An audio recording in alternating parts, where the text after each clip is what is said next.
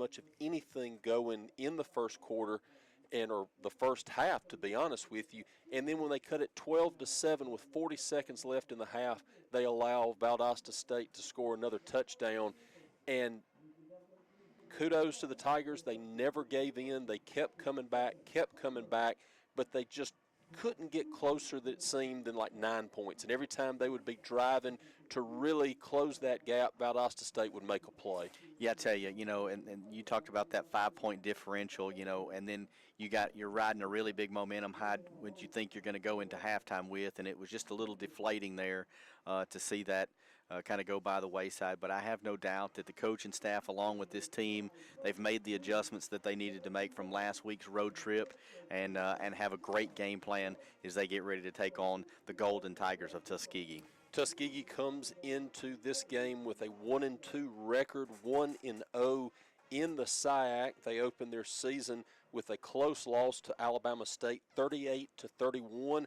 Came back the next week and defeated Kentucky State 13-7 to get to 1-0 in conference. And then last week they fell to Winston-Salem State in the game played in Mobile. They lost a close one, 23-20.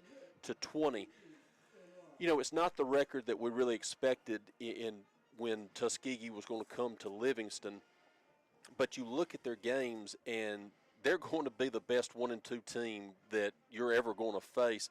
They lost to a 1AA team, or what is now known as Football Championship Subdivision, by a touchdown to Alabama State, and then dropped a heartbreaker to a very tough Winston-Salem State team. So going to be a very good team that West Alabama is going to face, regardless of that 1-2 record. Yeah, I mean, the Golden Tigers, they're averaging 314 yards a game, and it's a very balanced with their offense. It's right at 150 yards a game on the ground and just over 164 in the air. And these guys, they're completing 42% of their third down conversions. They've limited their penalties, only averaging about 36. That's their punting, averaging only 36 yards per, but in 3 games they've only been penalized for 200 yards. I mean, so they're a fairly disciplined team. They've got some weapons. Looking at Tarian Taylor, he's carried the ball 35 times. He averages over 8 yards per carry. Scored 3 times, and he's averaging 95 yards a game. They've kind of gone by committee at times with their quarterbacks passing. Jamarcus Ezel kind of edges out. He's 27 of 53. He has thrown 3 interceptions, but he's equaled that and thrown 3 touchdowns, and he averages over 105 yards a game. So, there's a lot of weapons that they have, and as you mentioned, a pretty solid 1-2 football team. Yeah, and Tuskegee has struggled offensively this season. They're not as explosive as they have been in years past. You mentioned a very balanced attack. Balanced by the numbers, absolutely. They just have not been able to really get off the ground with that offense. They started the season with Ahmad Doremus at quarterback, and they went to Jamarcus Ezel as the starter 2 weeks ago, and seemingly have settled on Ezel as their quarterback of the future, and that's a name that some people will remember. Jamarcus Ezel is the junior out of Demopolis, Alabama, so a local boy that has gone to play for Tuskegee, and they are a very well-coached team. We'll get into Coach Slater, their Tuskegee's head coach, and the connections with UWA in a little bit.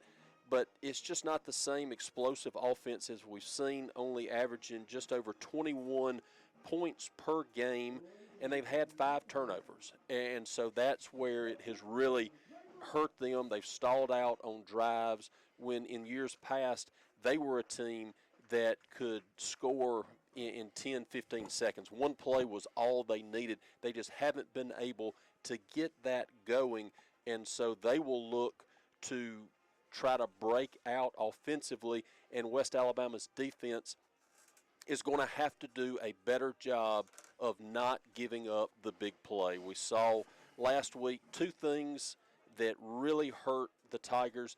Number one, they could not get off the field. They did a great job by not allowing Valdosta State, especially in the first half, to get on the scoreboard as much as the Blazers are used to, but UWA could not get off the field on third down, and they have had trouble forcing turnovers, and put on top of that, giving up the big play, and it's a recipe for disaster. Yeah, and one of the things, we're going through our notes, and Kent Partridge does a fantastic job of providing us with a lot of information, and we do some things kind of sifting through statistics and that kind of thing. But one of the things that would just blows me away as we're looking at going into our fourth game of the year, West Alabama hasn't recorded an interception in 3 games, and the only team in the GSC that has that distinction, unfortunately.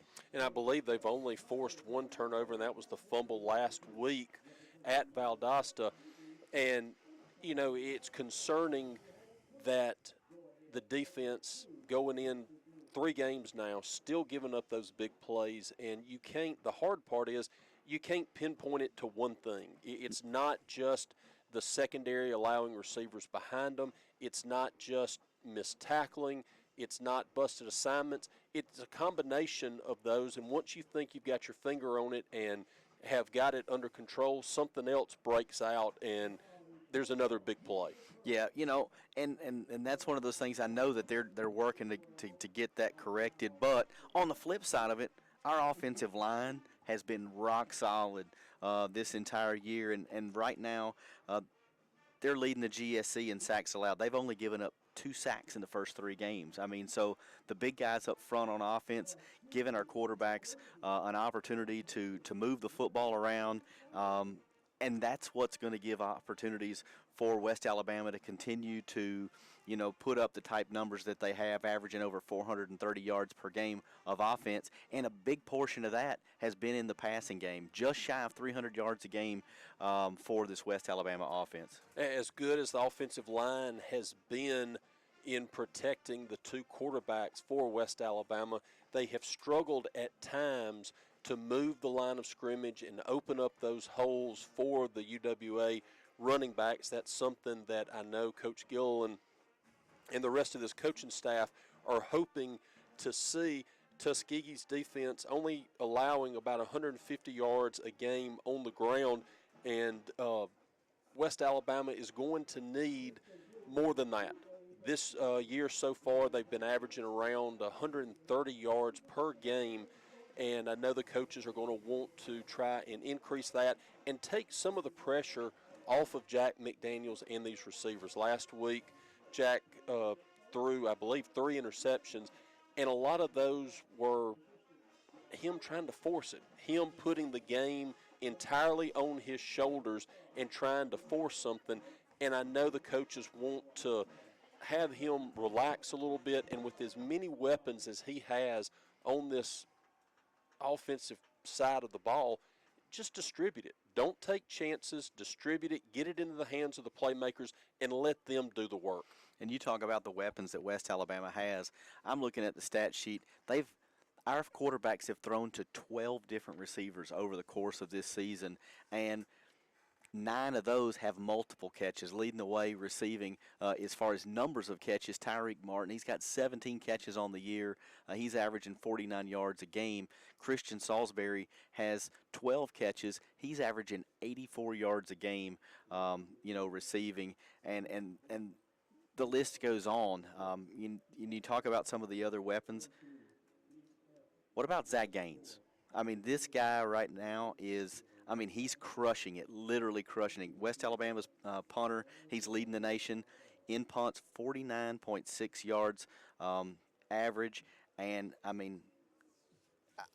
words just can't describe how great of a job he's done and how big of a weapon that is for this West Alabama team. Yeah, Zach is able to completely flip field position on the strength of his right leg. And if you've never seen Zach punt, it is a treat in and of itself. Not only is he booming 50-yard punts seemingly every time, but also they are so high it's not allowing the other team to get any type of return, and that is evidenced in the fact that West Alabama is 5th in the nation in net punting at 42.3 yards per punt. So that's Zach punting it minus whatever the return is for the other team, and West Alabama still is gaining over 42 yards per punt, which is just incredible. Yeah, it's great to see, and they did a great piece on the news earlier this week. That was nice to see that for people that didn't know, he's a legacy here at UWA with his dad and grandfather both having played here, and just a real neat story to follow. We are under 15 minutes away from kick between West Alabama and Tuskegee. When we come back, we'll tell you about Coach Slater's ties to West Alabama and some members of his coaching staff. You're listening to the Sumter County Farmers Federation Tiger Tailgate Show, ESPN 1049, ESPN1049.com.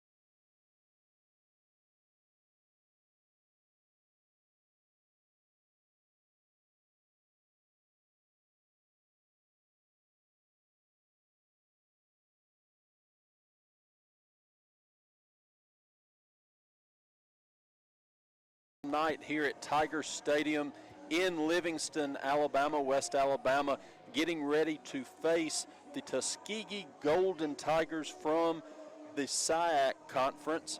West Alabama coming into tonight's game 2-1, ranked number 24 in the country. Tuskegee with a 1-2 record.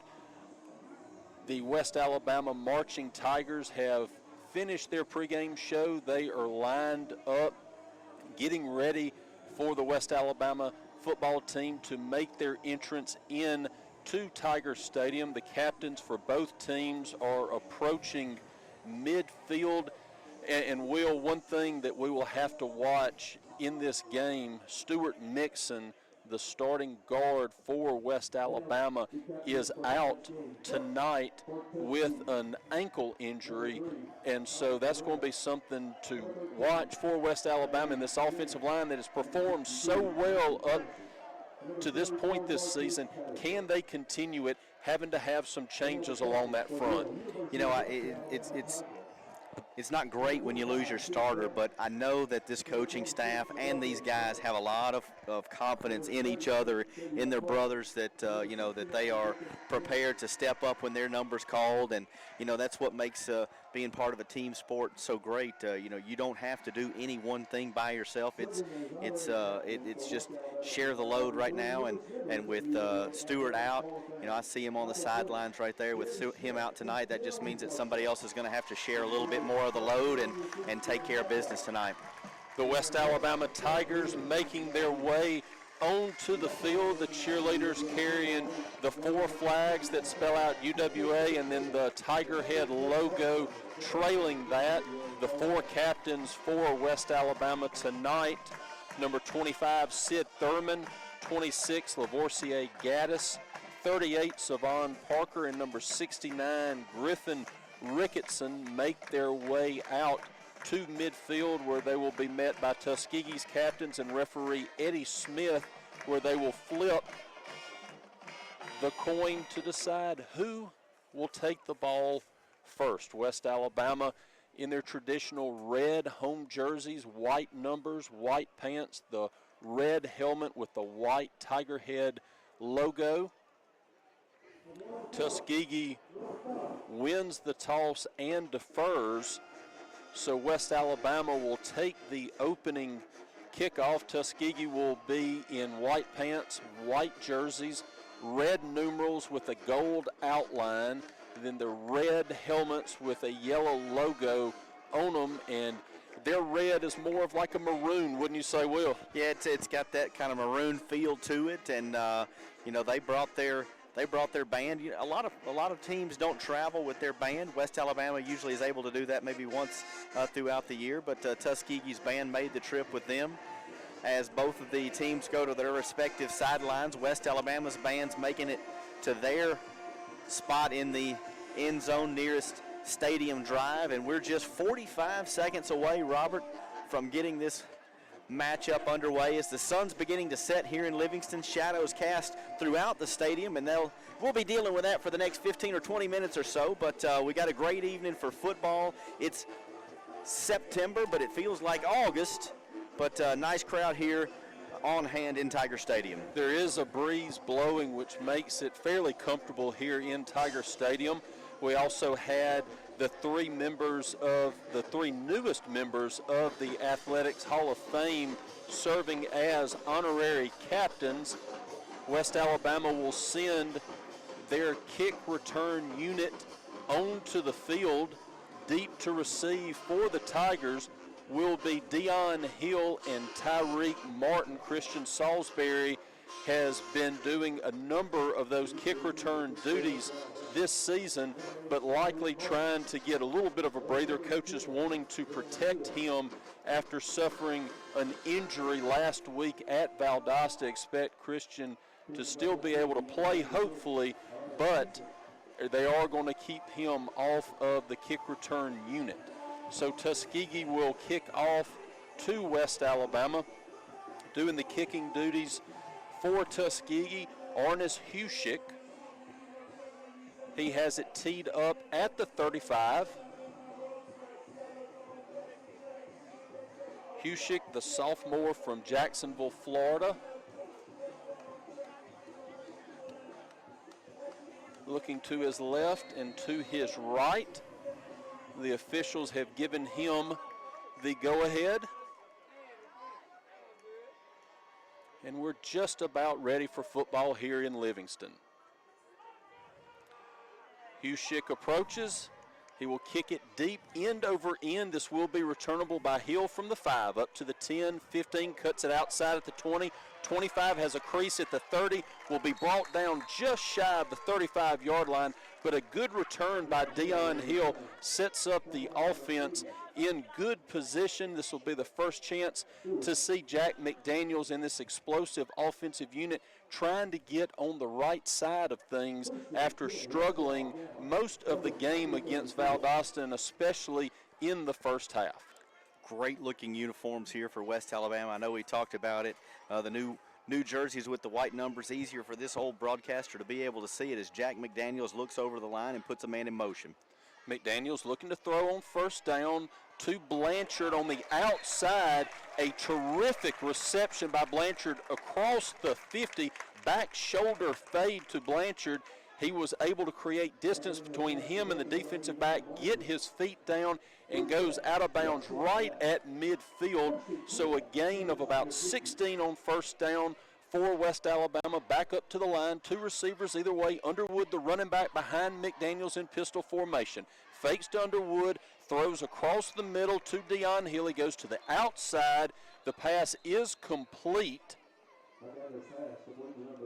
He will get inside the Tuskegee 45-yard line down to the 44-yard line. So it'll be a pickup of 6 on first down for the Tigers. He was tripped up by number 1, Zanico McMillian, and his helmet came off, so he'll have to go out as Jack McDaniels looks at the offense. He's looking at a 2nd down and 4 inside the Golden Tigers territory. McDaniels fakes the handoff to Underwood, flips it to Martin on a screen pass. Tuskegee reads it well and will throw Martin down for about a 5-yard loss all the way back to the Tuskegee 49-yard line. Will make it 3rd and long for West Alabama. West Alabama trying to bring Tyreek Martin across the formation and do a little swing pass out to the side. Tuskegee was able to read it and drop Martin for a 5-yard loss, so it will make it 3rd and 9, just underway here in Livingston, Alabama. McDaniels with Underwood to his left, 2 receivers either way. Jack looking to throw, looking downfield, nothing doing, steps up in the pocket, gets away from 1 man, but is brought down after only a pickup of 2. It'll make it 4th and 7 for the Tigers, and they'll send Zach Gaines in the punting unit onto the field. Good coverage right there by Tuskegee. Is just Jack couldn't find anybody to hook up with, and as the pocket collapsed on him, he's able to wiggle his way for about a gain of 1.5 yards, but it wasn't enough to move the chains, and the nation's leading punter makes his way onto the field for the first punt of the night. Gaines averaging over 49 yards a kick. Will send this one high, end over end, trying to pin the Golden Tigers deep, and not able to do so. He hung it up there beautifully, but Xavier Williamson, the defensive back, had it in his hands and let it go through those hands into the end zone, so it'll be a touchback for Tuskegee. They will start 1st and 10 at their own 20 for their first offensive possession. It was a great punt right there, Robert, and like you said, Xavier had his chance to keep it out of the end zone. It bounded right off of his hands and rolls into the end zone, and Tuskegee will see their offense for the first time as they will start 1st down and 10 from their own 20. West Alabama defense will try to limit the big plays and try to get off the field on 3rd downs, 2 things that have been problems for them this season. Tuskegee up to the line. Jamarcus Ezel under center. He will hand off along the right side. Tarian Taylor will be brought down right at the line of scrimmage for no gain, so a nice job by the Tiger defense stretching that play out, able to make the stop for no gain. Jeremiah Boyd's going to make the stop, and that's going to put him at the top of the tackle chart for West Alabama so far this season. That's his 22nd tackle of the year as he leads the way for no gain right there. Tuskegee's going to be looking at a 2nd down and 10 here from their 20 with just 12 minutes remaining. Nothing, your score in Livingston. Something you don't see every day. Tuskegee huddling in between plays. Most teams call them the play at the line of scrimmage, but the Golden Tigers going into a huddle, break it. They have 2 receivers either way.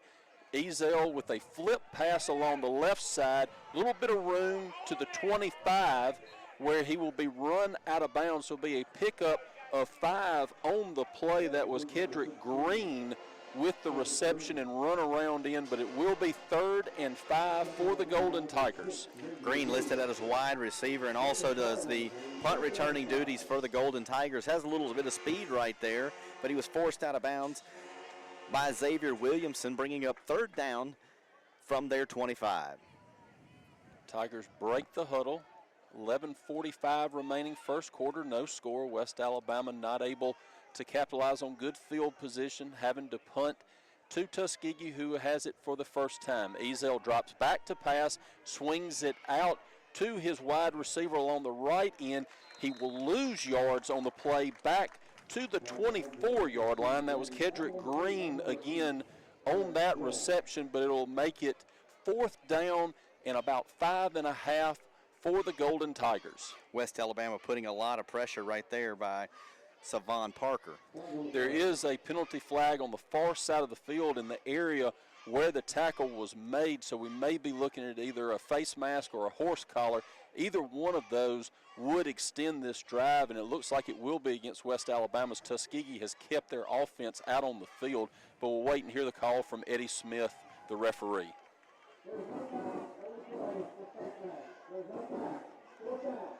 If you could hear over that garbled microphone, they ruled no foul on the play for face mask, and so it will bring up a punting situation for the Golden Tigers. Sid Thurman will be deep to receive this punt from Ryan Huff. Tuskegee averaging just over 36 yards per punt this season, so chance for the Tigers to get good field position for their 2nd offensive possession. Huff's kick is a low line drive that will bounce in Tuskegee territory but take a huge Golden Tigers roll. It will go inside the West Alabama 40. The Tigers will start 1st and 10 at their 39. There is a penalty flag back towards the line of scrimmage.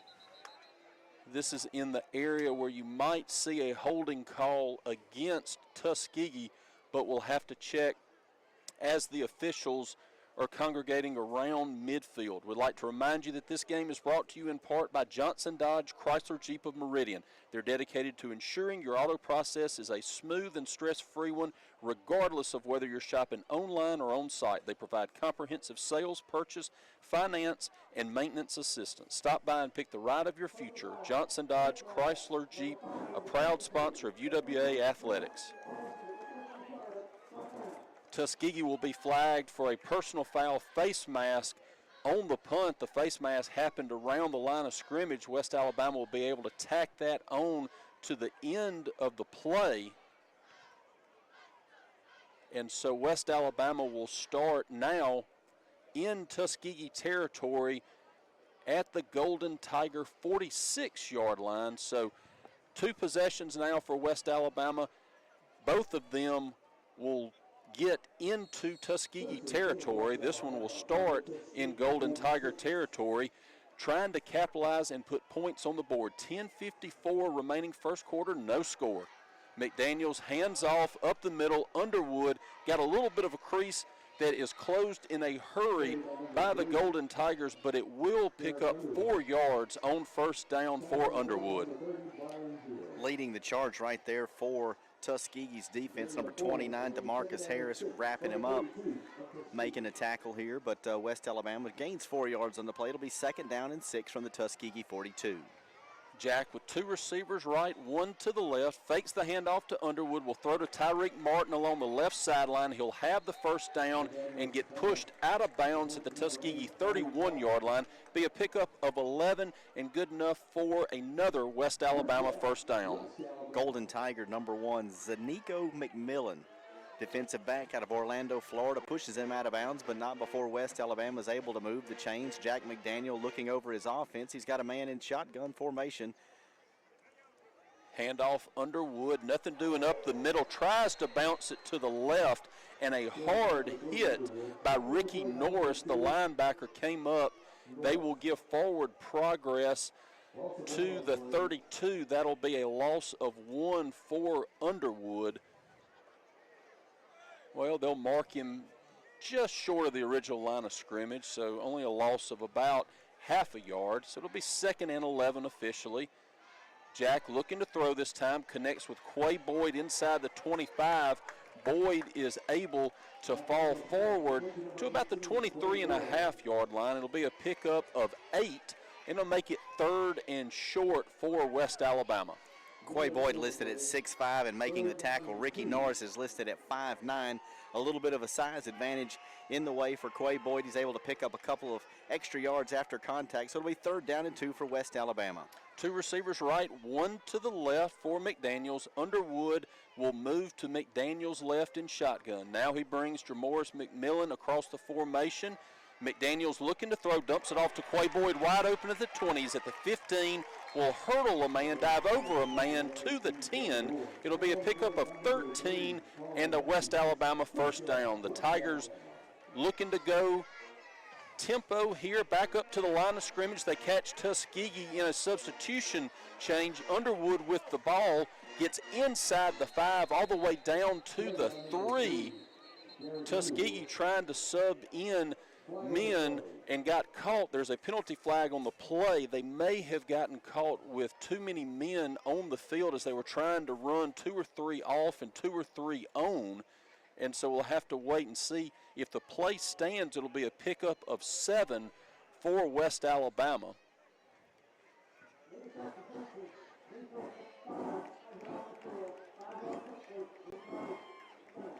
So it'll be illegal substitution against Tuskegee. West Alabama will elect to take the 5-yard penalty and replay 1st down.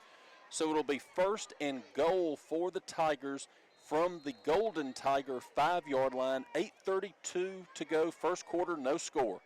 McDaniels will hand off to Underwood up the middle, into the end zone. West Alabama touchdown. West Alabama remains perfect on the year in red zone scores. That's 13 for 13, and 12 of 13 have resulted in touchdowns. So West Alabama being very efficient in the red zone as they take the early lead here, 6-0 with the point after forthcoming. West Alabama able to use the good field position and go in to score. Zach Gaines is in for the PAT. Bailey Blanchard will be the holder. Gaines' kick is up. It is off the left upright, no good. It's the first PAT miss for them. With 8:24 remaining in the 1st quarter, West Alabama 6, Tuskegee nothing. You're listening to the West Alabama Football Radio Network.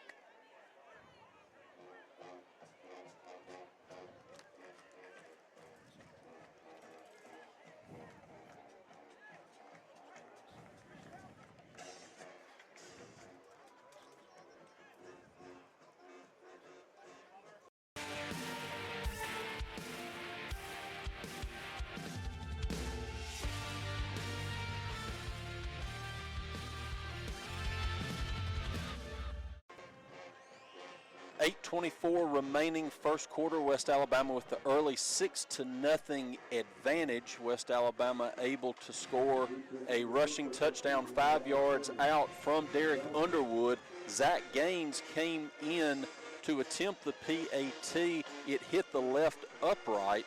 Gaines is still on the field. He will handle the kickoff duty, so have not been able to see Trey Jackson, and actually I have finally found him on the sidelines. He is in street clothes, so it appears he's out tonight, and so Zach Gaines not only will have to handle the punting duties, he'll have to handle all kicking duties tonight, as it is a short kick that will be fielded at the 15, return the 20-25.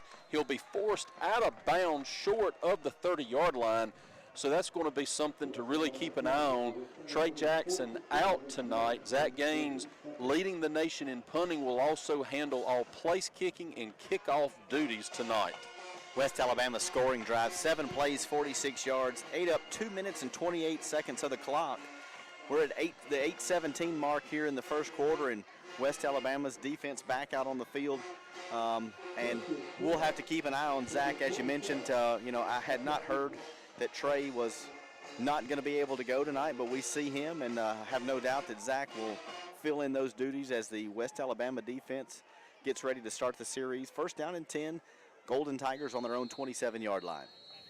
The whistles blow the play dead. The play clock had gone to 0.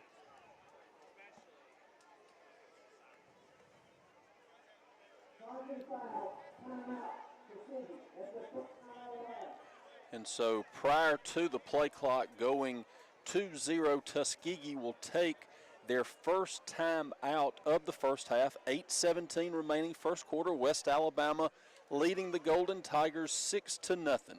Wyndham Motor Company is a one-stop shop for sales, services, and parts you need for the vehicle of your dreams. From new to used inventory, the guys from the great metropolis of Demopolis have the ride to fit your style. Visit the website to get pre-approved for an even smoother experience. That's Wyndham Motor Company, a proud sponsor of UWA Athletics.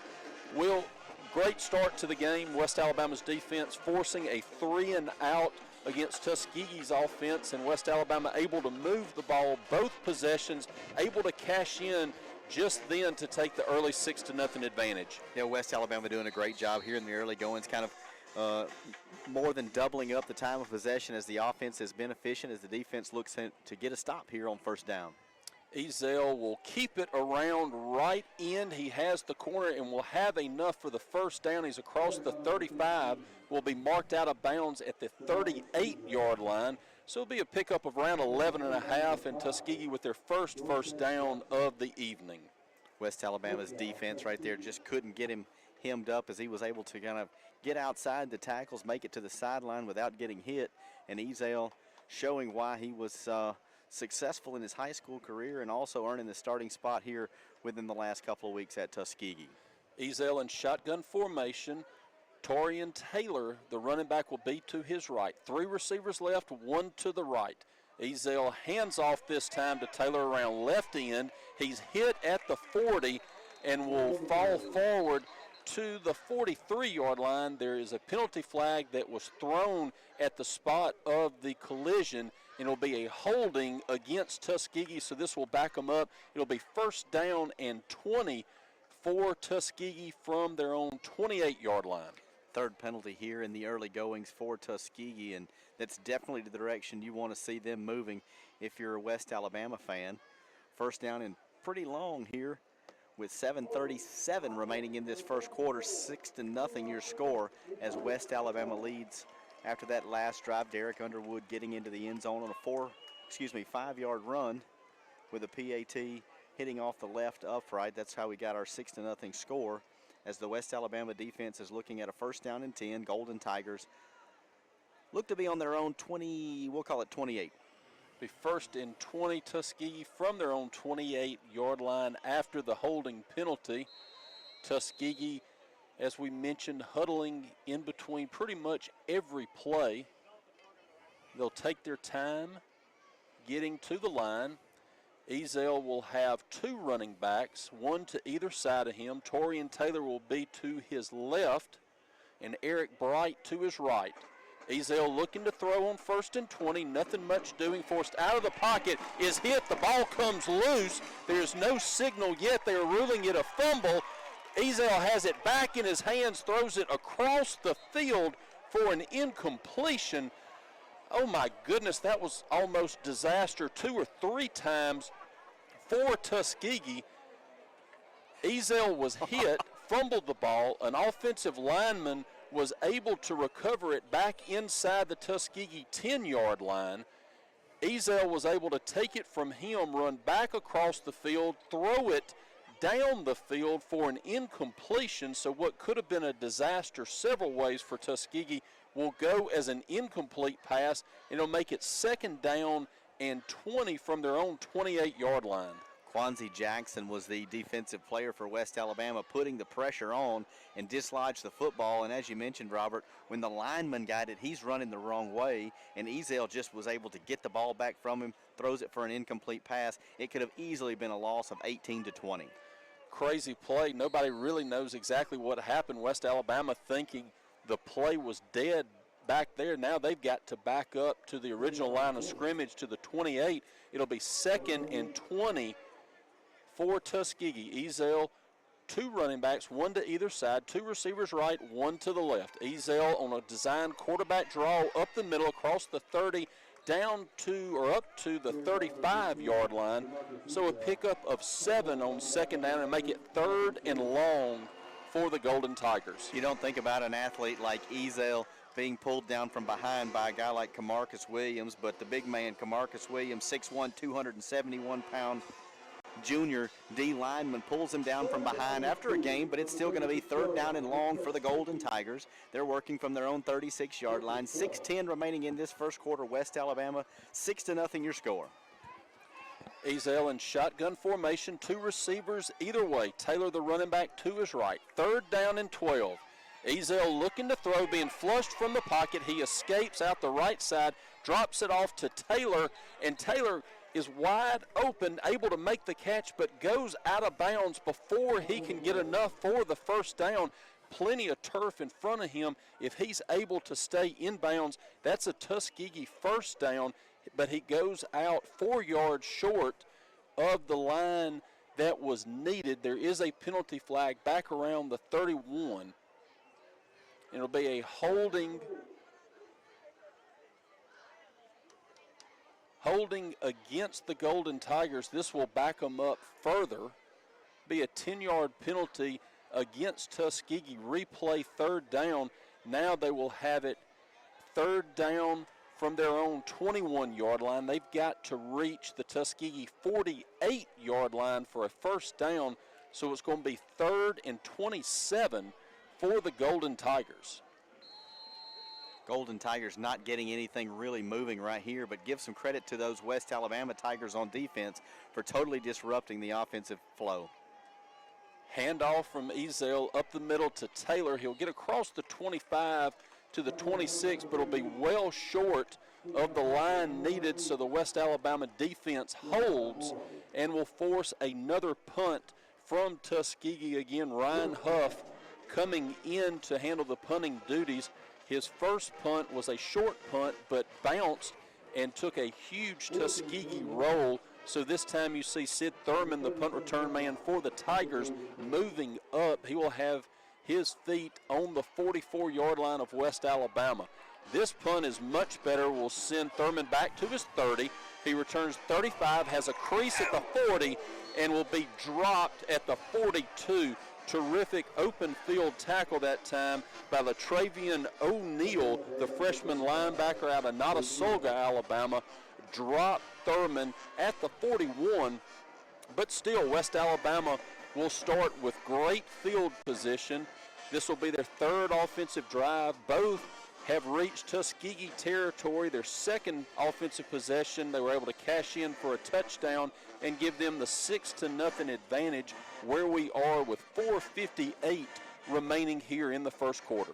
Thurman had a good return going. He made a couple of guys miss, but O'Neal wasn't fooled, and he squared him up on the special teams tackle. But the offense for West Alabama, they're going to start. Crazy enough, this is the worst field position that they've had to start a drive, and they're on their own 41. 1st down and 10 with 4:58 remaining in this first quarter. Jack will hand off to James Smith. No, Jack will keep it around left end. He will pick up 4 yards up to the Tiger 45-yard line. So used to him handing off on that play. That time he kept it around left end, will pick up 4 yards. A good play on 1st down, but one that you know the coaches don't want him to take that many hits. Yeah, he doesn't need to take those hits. And wrapping him up for the tackle, number 5, Kevin Dawson, the senior out of Tallahassee, as West Alabama's looking at a 2nd down and 6. This time, Jack will hand off to James Smith up the middle, gets into Tuskegee territory, will get all the way inside the Golden Tiger 45-yard line, and then he fumbles it at the end of the play, and it will be recovered by Tuskegee. A great run by James Smith, and then at the end, he put the ball on the ground. Tuskegee was able to recover. The West Alabama coaches arguing that he was down.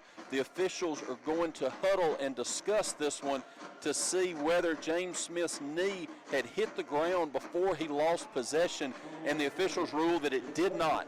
So West Alabama turns it over for the first time tonight on the fumble, and Tuskegee will take over 1st and 10 at their 44-yard line.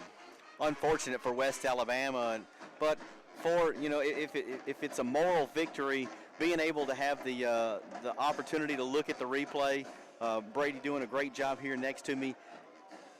Knees on the turf before the ball comes out, but the officials saw it a different way, so it'll be 1st down and 10 from the 44 for the Golden Tigers. Ezel, 2 running backs behind him. He will throw to the left side. The pass is complete into West Alabama territory, and actually Tuskegee with the change at quarterback, Ahmad Duramus in on this 3rd possession here. He is the quarterback that started the season at the quarterback position. They went to Jamarcus Ezel in the 2nd game, and now you're seeing Duramus here on this possession for the Golden Tigers. Duramus only a 38.5% completion percentage, but he was able to get that first one.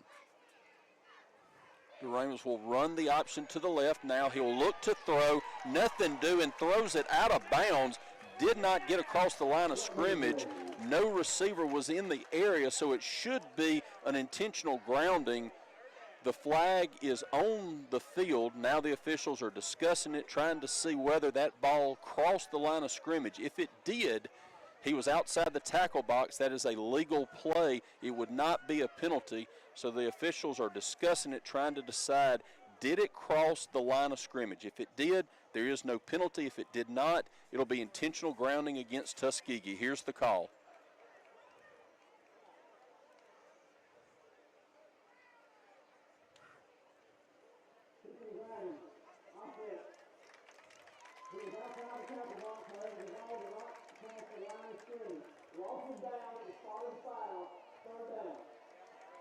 So as you hear Eddie Smith, it is intentional grounding. The penalty will be enforced at the spot of the foul. There are no additional yards that are added on to intentional grounding. The ball will be dead where the quarterback threw it. It will be a loss of downs, so it'll make it 3rd and long for Tuskegee. They will have it at their own 38-yard line. They've got to get all the way to the West Alabama 46-yard line for a 1st down. So it's 3rd and 16 for Tuskegee. Duramus in shotgun formation, looking to throw. The southpaw throws down the middle, has a receiver open. The pass is complete. It'll be good for a 1st down all the way to the West Alabama 45-yard line. Ladero Petway with the reception. Petway, the 5'9" redshirt senior out of Spanish Fort, has to really go up high to pull that one in, but he gets the yards to gain. On the tackle for West Alabama is going to be number 8, Jeremiah Boyd, but the tackle not before the Golden Tigers are able to move the chains and get across midfield. They're looking at a 1st down and 10 from the West Alabama 45. West Alabama here 6-0 your score in favor of the Tigers with just over 3.5 minutes to play in this 1st quarter. Duramus shotgun formation. Will hand off along the left side, tripped up at the line of scrimmage. Able to pick up about 1 on the play. Avante Patterson with the carry. Jordan Jones in on the stop for West Alabama, at least his 2nd tackle of the night, as he has been flying around the football. Short gain for the Golden Tigers, the first time really that they've had any type of positive gain. They've had plagued with penalties and great defensive stops for West Alabama, but they're looking at a 2nd down and 9 inside Tiger territory from the 44. Duramus with a running back split beside him either way. This time he'll hand off along right end. There's a hole for the Golden Tigers. It'll get inside the West Alabama 30-yard line. Patterson again with the carry. Pickup of about 18 on the play, and it'll be good enough for a Tuskegee first down as they have it 1st and 10 at the West Alabama 27-yard line. 2:39 remaining first quarter, 6-0 West Alabama. Doremus will hand to Patterson along left tackle. Play will get across the 25 down to the 24, so pick up a 3 for Patterson on first down. Cornelius Rogers is going to log the, I think that was Dakota Welker. Got my numbers mixed up there, but West Alabama tackle after a short gain of about 3 yards. Almost to the 2-minute mark here in the first quarter. Tuskegee driving here as this is their longest drive of the evening. After the quarterback change, Doremus in. Receivers to the near side at times 2 and 1 to the far side. Doremus in shotgun formation. Handoff to Patterson up the middle, hole across the 20. He will be right at the first down marker. Have to wait on the spot to see. Looks like it's going to be 3rd and about half a yard for Tuskegee inside West Alabama's 20-yard line. They'll mark it at the 18 on the season. West Alabama only allowing 77% of the drives inside their 20 to end in points. Tuskegee 3rd and short. Handoff up the middle to Patterson. He'll have the first down. Will get inside the West Alabama 15. They'll mark him down at the Tiger 14-yard line, where it'll be 1st and 10 for the Golden Tigers. Golden Tigers doing just little chunks of field at the time, kind of keeping those chains moving as the West Alabama defense hasn't figured out an answer for this quarterback change during this series. They're looking at a 1st down and 10. Got 50 seconds remaining in this first quarter, and Tuskegee's going to bring their offense to the line.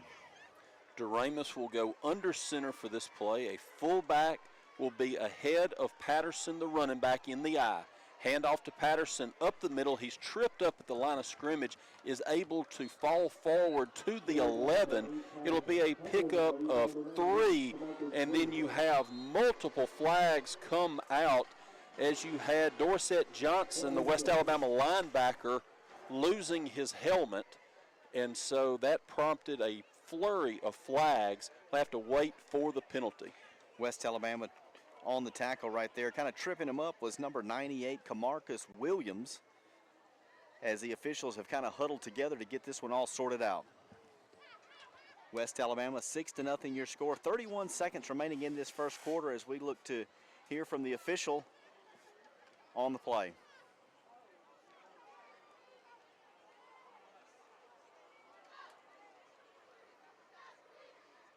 Eddie Smith's microphone is not working, but he signaled unsportsmanlike conduct against West Alabama, so that will be enforced half the distance to the goal. It will result in a 1st down for Tuskegee. They'll have it 1st down and goal to go from the West Alabama 5-yard line. 31.7 seconds remaining in this first quarter. West Alabama leading 6-0. Doremus, the southpaw quarterback, will go under center. Patterson, the tailback, in the I formation, fullback ahead of him. Be a handoff to the fullback up the middle. He will reach, extend the ball. Touchdown for Eric Bright Jr. And Tuskegee has tied this game up 6-6 with the nice 6-yard run from Eric Bright. On a drive that started after the fumble for West Alabama, Tuskegee takes it just over, I think they took it about 55 yards unofficial there, but they were able to capitalize on the turnover as their point after is pending. 6-6 your score here. 18 seconds remaining. Arnaz Hushik in for the PAT, 7 for 8 this season. make that 8 of 9. And with 17.9 seconds remaining, Tuskegee takes the 7-6 advantage over West Alabama. You're listening to UWA Football, ESPN 1049, ESPN1049.com. There's so much to love about UWA. The campus is beautiful, and it's just the right size. And I love the new residence hall. I've made so many friends. We just love it here. They say, there's something about this place. I say, it's because this place feels like home. On campus or online, the University of West Alabama. Livingston, Alabama, Tuskegee with the 7-6 advantage. Tuskegee able to capitalize on a West Alabama fumble and move the ball down the field for the touchdown. James Smith, after a nice first down rush, was tackled, lost the ball. Tuskegee recovered it and was able to drive down the field on the left arm and legs of Ahmad Duramus, the backup quarterback who Coach Slater inserted into the game. West Alabama was not able to contain Duramus and the rest of this Tuskegee rushing attack as they were able to march down the field and take the lead 7-6 with 17.9 seconds remaining in the first quarter. High end-over-end kick will be fielded at the 6-yard line, returned by the Tigers across the 20 up to the 30-yard line. James Smith on the kickoff return.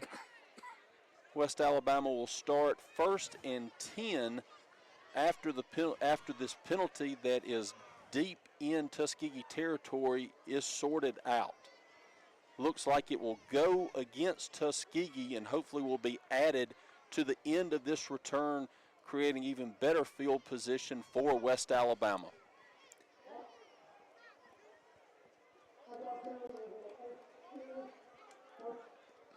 So it'll be offsides against Tuskegee on the kickoff. It'll be 5 yards added to the end of the run. West Alabama will start 1st and 10 at their own 35-yard line. 11.6 seconds remaining here in the first quarter.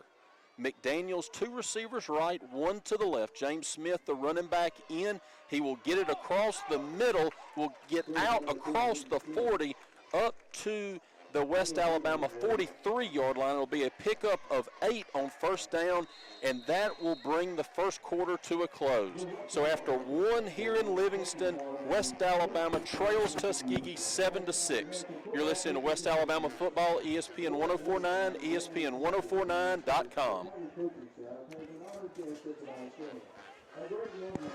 Hey.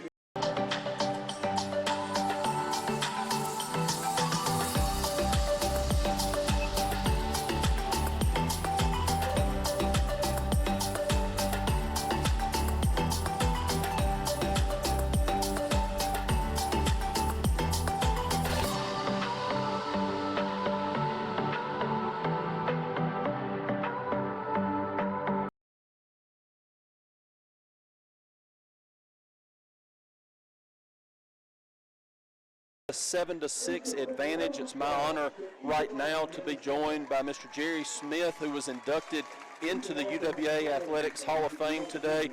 Congratulations, Mr. Smith. I know this was a tremendous honor. Thank you, Robert. It really was an honor. I'm just very appreciative that the university thought that much of me to put me in the Hall of Fame.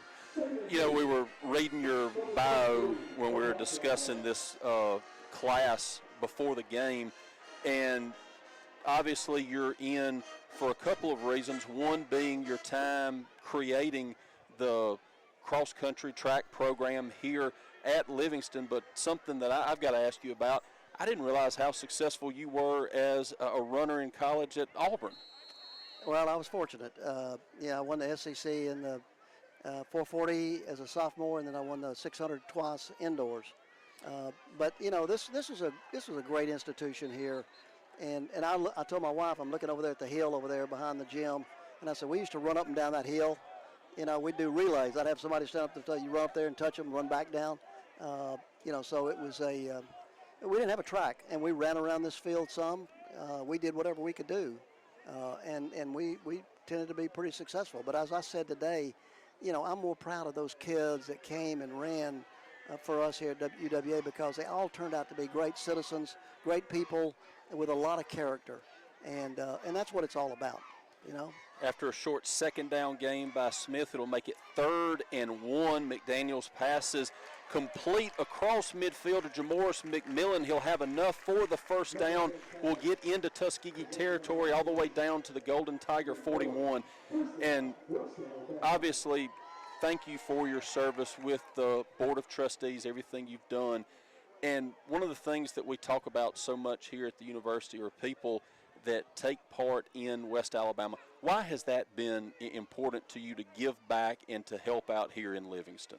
This is a special place, and, it deserves better. And as a board member, we talked about, I don't know if you would call it.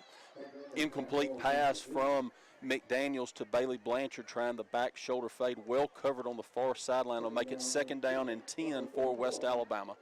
We talked about, that we weren't able to recruit faculty members because we had the quality of education wasn't here in Sumter County. And so then we initiated that plan for the charter school, and now that charter school's off the ground, and it's doing terrific. And so, it's going to be a trickle-down effect. Everybody's going to benefit from that charter school. 2nd and 10 for the Tigers. Fakes the handoff to Smith. Going deep, overshoots Quay Boyd around the 20. Miscommunication. Boyd had broken the route inward. McDaniels thinking Boyd was going to continue. Pass goes incomplete. Will make it 3rd and 10 for the Tigers from the Tuskegee 41-yard line. Talking about the charter school, so important for this community to really come together, and being led by the university, just a tremendous thing for everybody to see the university as a leader in the community. It's amazing what the university did after the board approved it. Then they formed a committee, and within a few months McDaniels pass complete over the middle to Blanchard, has it inside the Tuskegee 20. He'll be knocked off his feet at the Tuskegee 14-yard line. Big pickup, another first down for West Alabama. Tigers back up on the line of scrimmage. First down inside Tuskegee's red zone.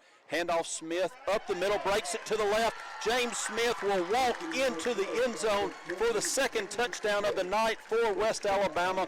UWA goes back out on top, leading 12-7, 13-15 remaining in the first half. Zach Gaines in for the point after attempt. He is taking the place of Trey Jackson tonight, who is injured. Gaines' first extra point hit off the left upright.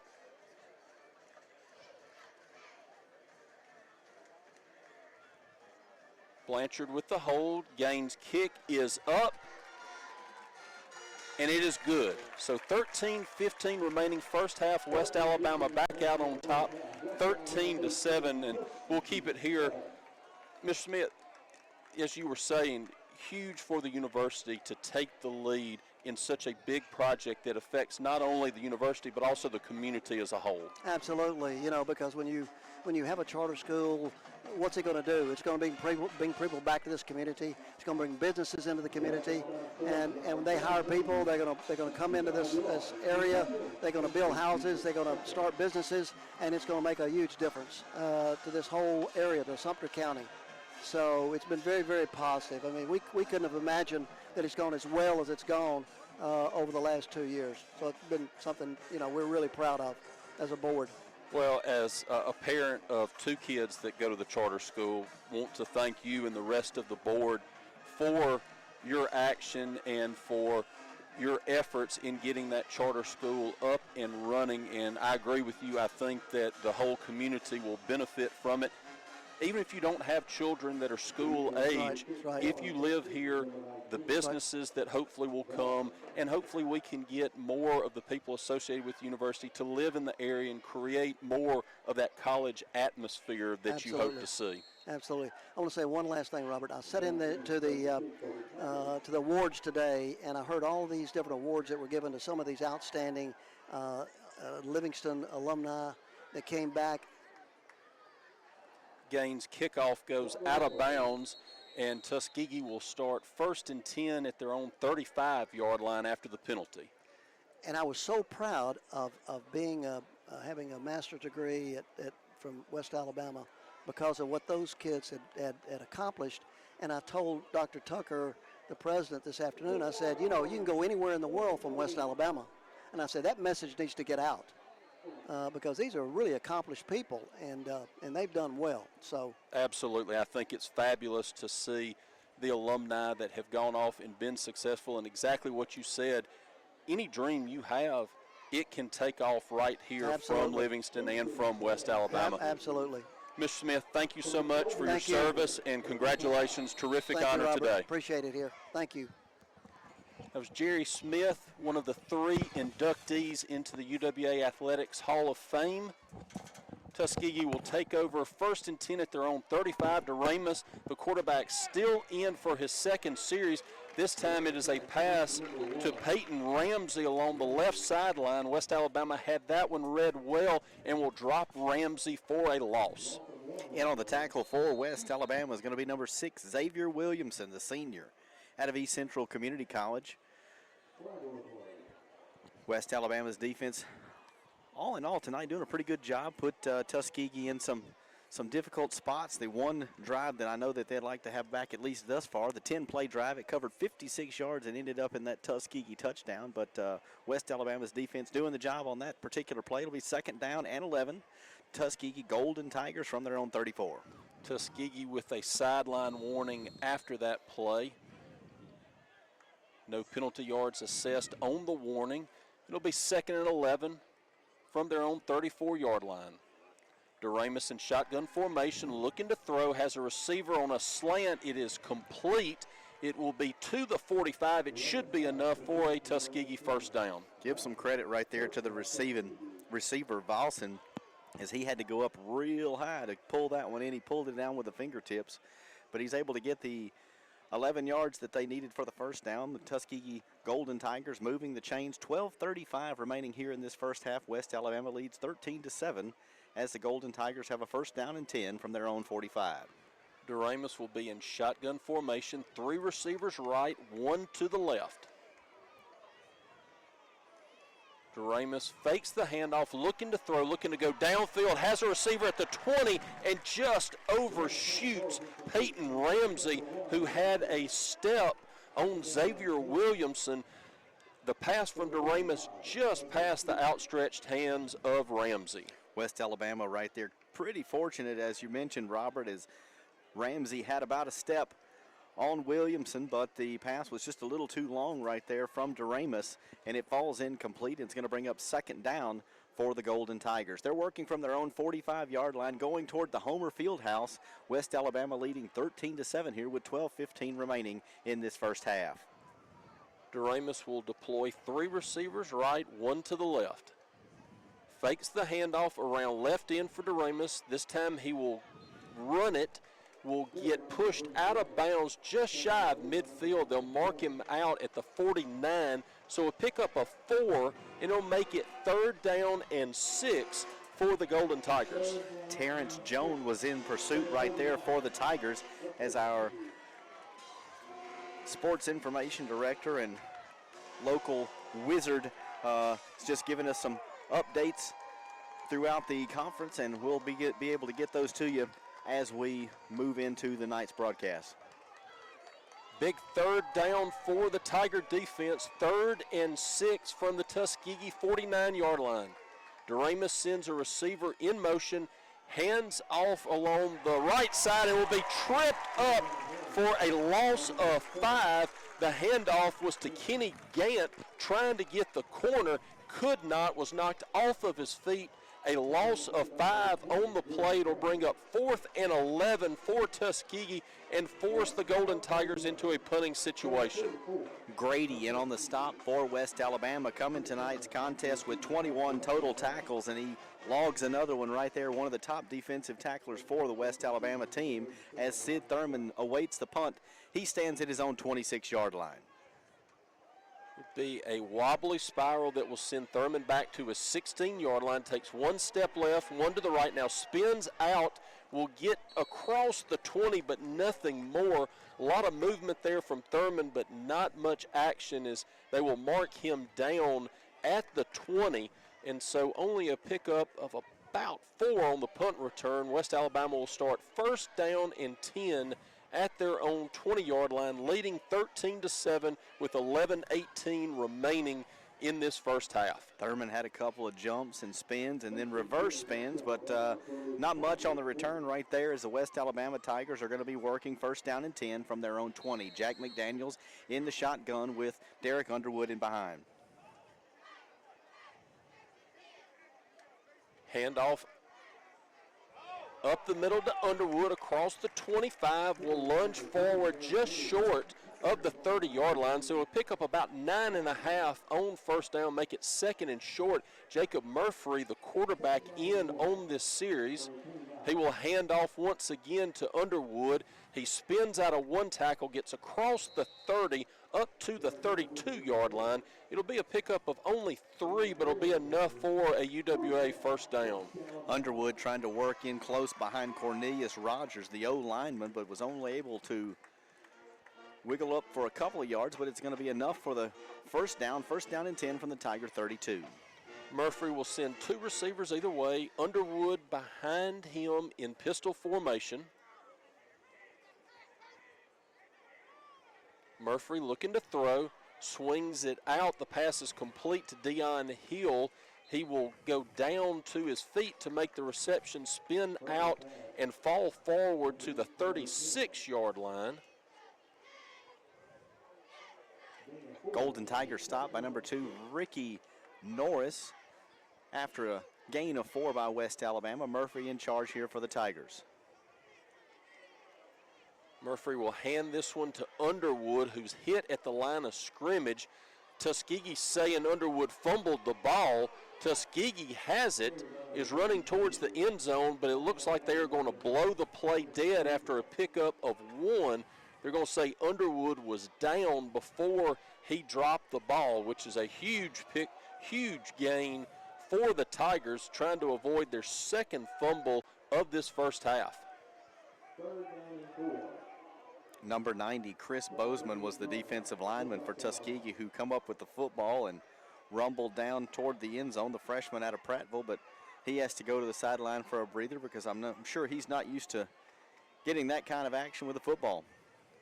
Murphy on third down, looking to throw, forced up in the pocket, dumps it off to Underwood on the right flat. He breaks 1 tackle, and then a big hit along the sideline will prevent Underwood from picking up the first down. It'll make it 4th down for West Alabama, and a nice play by Tuskegee.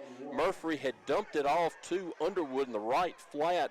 Underwood was breaking a tackle, lunging for the first down. Tuskegee was able to knock him off his feet about 1.5 yards short of the line to Gaines. So Zach Gaines in once again to punt this one away. Gaines handling all the kicking duties as Trey Jackson, the regular place kicker and kickoff man, has been injured. Doesn't seem to affect this punt as Gaines will send it down all the way to the 11-yard line. So a 48-yard punt for Gaines, no return for Tuskegee. They'll take over first down and 10 at their own 12-yard line. Gaines, I mean, when he gets into it, I mean, not only, you mentioned it earlier in the broadcast, not only does it cover some distance, but it's high and a pretty kick and a great special teams weapon for West Alabama. Nahiola Credit Union has been proudly serving its members since 1959 with branches in Livingston, Demopolis, Butler, and Pennington. Nahiola is the bridge to all of your financial needs, from checking, savings, loan services, and much more, including serving as a proud sponsor of UWA Athletics. Nahiola Credit Union, simple. So Tuskegee takes over first down and 10 at their own 12-yard line. 9:03 remaining the first half. West Alabama leading 13-7. Duramus will hand off along right tackle. Tuskegee gets out to around the 14-yard line, so it'll be a pickup of about 2 on the play, but nothing else, as the West Alabama defense was there to hold Torian Taylor to a short gain.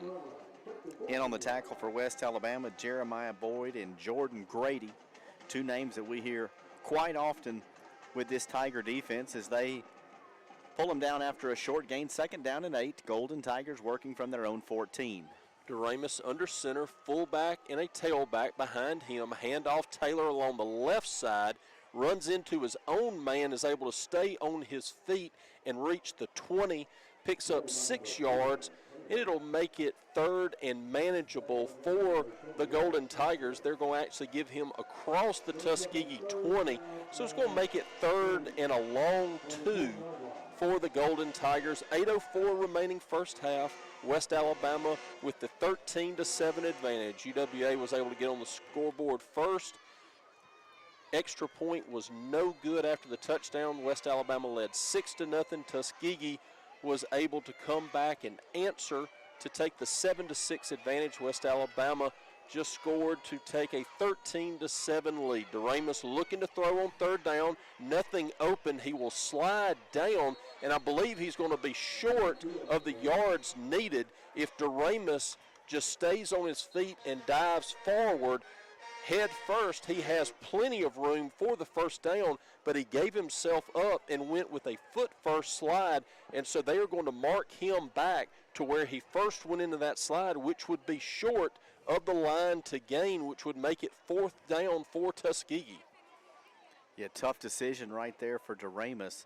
As you mentioned, he had it, but the rule is there to protect the quarterbacks from taking a shot, and it does look like he is going to be short of that line to gain.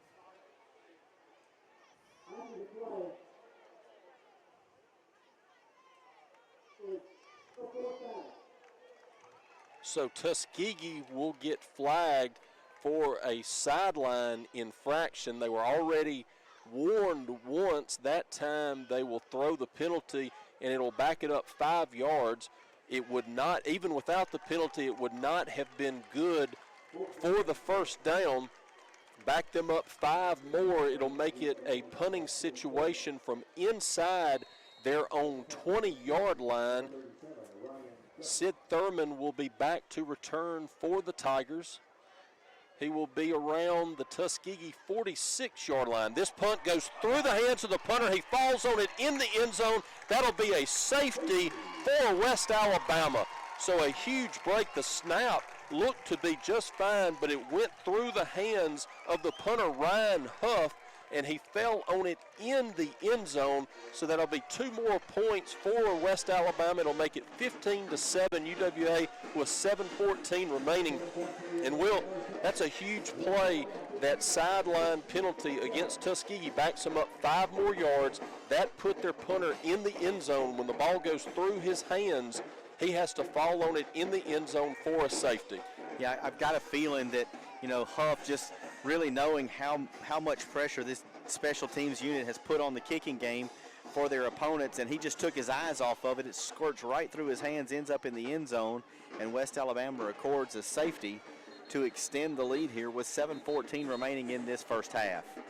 Night has fallen here at Livingston. The lights here at Tiger Stadium taking full effect as West Alabama will send their kickoff return unit onto the field for this free kick. Deep for West Alabama, Deion Hill and Patrick McGee.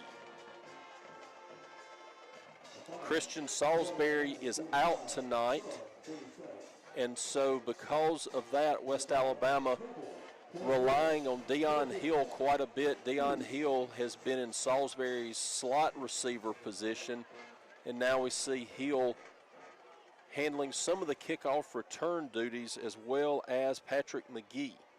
McGee is 6 foot, 210-pound freshman out of Atmore, Alabama. McGee seeing some of his first action of the season here tonight.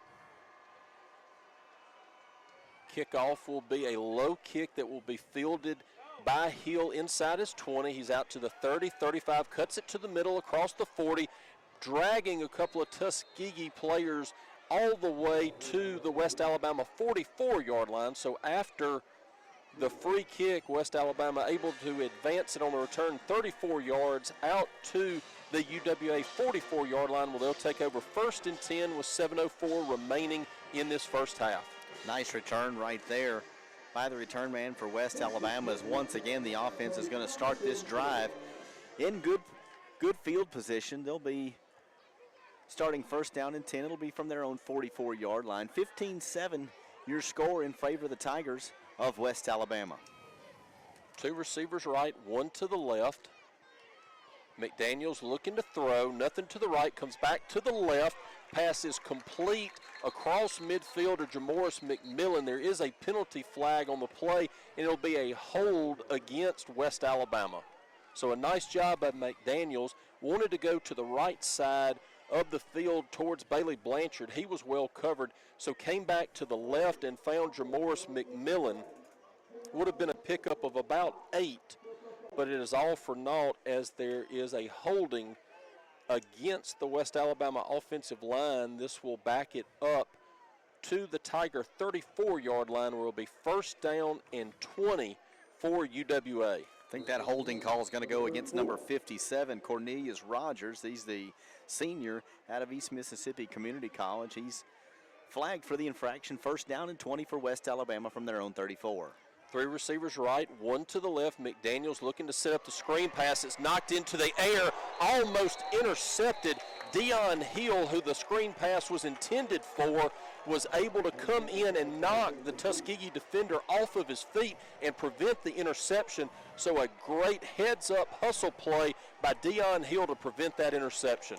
The defensive lineman right there that just thought he had the interception on the tip pass just absolutely gets parked by Dion Hill as he has the football fall incomplete, but great pressure right there by the Golden Tigers. It'll bring up second down and long for West Alabama. McDaniels out of shotgun will hand off to Battle up the middle. Battle is tripped up at the line of scrimmage and will only pick up about half a yard, so it's going to make it 3rd and 19 for West Alabama from their own 35-yard line. 6:20 remaining first half. West Alabama leading 15-7. McDaniels will send three receivers right, one to the left. McMillan is the receiver, split alone to the left side of the formation. McDaniels looking to throw. Jack moves up in the pocket. Nothing doing, is at the 40. Will give himself up right there with that slide. And so it'll make it 4th down for the Tigers. They're looking at a punting situation. McDaniels had a little bit of running room there, and he thought he might have an opportunity to get the line to gain, but he come up about 3 yards short. And that's going to bring on Zach Gaines, who is doing all of the kicking duties tonight, averaging just shy of 50 yards per punt on the season, leading the nation in that particular category. He'll receive the snap at his own 26. Gaines' punt is another rocket that will hit at the 18, bounce towards the Tuskegee end zone. The ball is kicked into the end zone by West Alabama. Jake Vick was down there to deaden the ball inside the Tuskegee 5. Jake chose to slide, and when he did, he kicked it with his feet into the end zone. Right there, no real reason for a slide. You'd love to have seen him get a little bit further down there and just kill the ball inside the 5, but when he elected to slide, his feet kicked it on into the end zone. So instead of Tuskegee starting inside their own 5, they will start at their 20. 5:17 remaining first half. Tuskegee trailing West Alabama 15-7. The Golden Tigers still have 2 timeouts left here in the first half.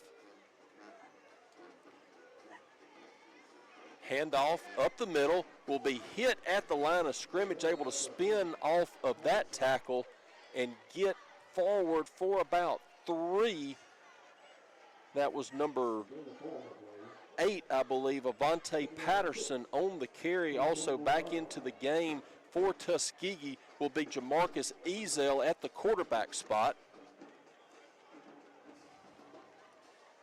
Patterson and Eric Bright are the 2 running backs. Patterson behind Ezel. Bright will be to Ezel's left. Ezel looking to throw, has a receiver on a slant across the 30. Catch is made. He will be brought down at the Tuskegee 42-yard line, where it will be a first down for Tuskegee. Ezel back into the game for Tuskegee after Doremus went 4 for 5 in his time under center for the Golden Tigers, but they move the chains here. First down and 10 from their own 42 here as we reach the 4:15 mark in this first half. 2 receivers left, 1 to the right, 2 running backs flank Ezel. Ezel looking to throw here on first down, looking to go deep, nothing open. He will tuck it and run. He will get into West Alabama territory. They'll mark him down at the Tiger 48-yard line, and that will be good enough for another Tuskegee first down. Ezel just sensing the pressure right there by the West Alabama defense, sees the opening, is able to take it across midfield, move the chains for the Golden Tigers. It'll be first down and 10 from West Alabama's 48. 3:46 remaining first half. West Alabama leads by 8. West Alabama bringing the corner blitz. Ezel's able to get rid of it. Pass is complete. Receiver breaks 3 tackles and into all the way down to the West Alabama 35-yard line. Peyton Ramsey with the reception. The nice move to shed a couple of Tiger defenders, and Ezel doing the exact thing that you want to see. He threw into the blitz. West Alabama had a corner blitz coming from the defense's right side, and Ezel was able to throw right over that for a big gain. It'll be first down and 10 from the Tiger 35-yard line. Wants to hand it off, but cannot, and so Ezel will run around right end. He will lose about half a yard.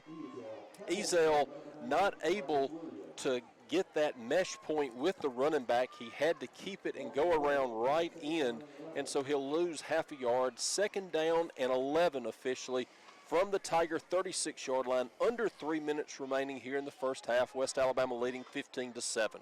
Camarcus Williams going to be credited with the tackle right there for West Alabama as they bring up second down and 11 for the Golden Tigers. 2:35 remaining in this first half as West Alabama leads 15-7. Ezel on second down will flip it to the wide receiver running across the formation. He will get the edge, but will not get many yards as West Alabama will force him out of bounds at the 33-yard line. So only a pickup of 3 on the plate will make it third down and 8 for Tuskegee. Clock moving, 2:18. Tuskegee with 2 timeouts, so they've got plenty of time as they huddle, facing a big third down, trying to, hopefully for them, tie this game, trailing by 8 as we approach the 2-minute mark. Third down, Ezel hands off up the middle. Running back will roll across the 35. They will mark him down at the the 26-yard line. That was Avante Patterson. He will be just short of the 25, which he needs for a first down. So it's going to be fourth down and inches for Tuskegee, and they're going to go for it. Tough call right here for Coach Slater as he feels confident in his offense, and West Alabama's defense is going to try to get a stop here on fourth down. Patterson, the running back in the eye, will get the handoff. He will get the first down, and he will get more as he gets down to the West Alabama 21-yard line. 5-yard pickup for Patterson on fourth and short. Tuskegee keeps this drive going as we're at the 1:14 mark and counting. Tuskegee still taking their time. They have 2 timeouts, but they are huddling. Very patient on this drive, trying to use every bit of clock before halftime. Handoff Patterson up, check that, Torian Taylor. He will get across the 20 down to the 17-yard line. It'll be a pickup of 4. Tuskegee will take a timeout at the 52.8-second mark. So under a minute left for Tuskegee. They will have it second down from the West Alabama 22-yard line. Tuskegee on the year, that was their 3rd attempt at a fourth down conversion. They have completed 2 of 3, so been pretty efficient in the limited opportunities that they've had on fourth down, and West Alabama's defense kind of getting things together here. They've got 52.8 seconds remaining. Tuskegee second down and 6, trying to figure out a way to etch into that West Alabama lead, and the defense here for West Alabama definitely wanted to keep them off the scoreboard. Terrific crowd here tonight at Tiger Stadium. The lower bowl is completely full. The upper section is about 70-75% full. Looking across the field, Tuskegee brought their marching band, and the rest of the seats over there in the visitor section are pretty much full, so a great crowd with a lot of people watching along the fences and railings along either side, watching the closing minute here of the first half. West Alabama leading 15-7. Tuskegee, though, has it in the West Alabama red zone, facing a 2nd and 6. Ezel rolling to his left. Play is blown dead. It will be a false start against Tuskegee. That will back them up.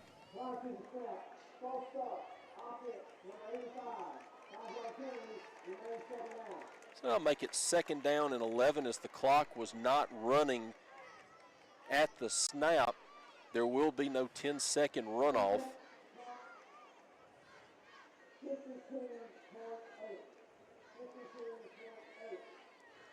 The officials will put some more time back on the clock. I think they're trying to get it back to that 52.8 before Tuskegee was flagged with their 8th penalty of the night, totaling 57 yards. James Powell, the game clock operator, has not yet been able to get it worked out. And so until he does, we will have a stoppage of play. And finally, they do get it to that magic number, Will, 52.8. Tuskegee, even though the scoreboard shows that they have 2 timeouts left, they are down to their last one. 2nd down and 11. Ezel looking to throw.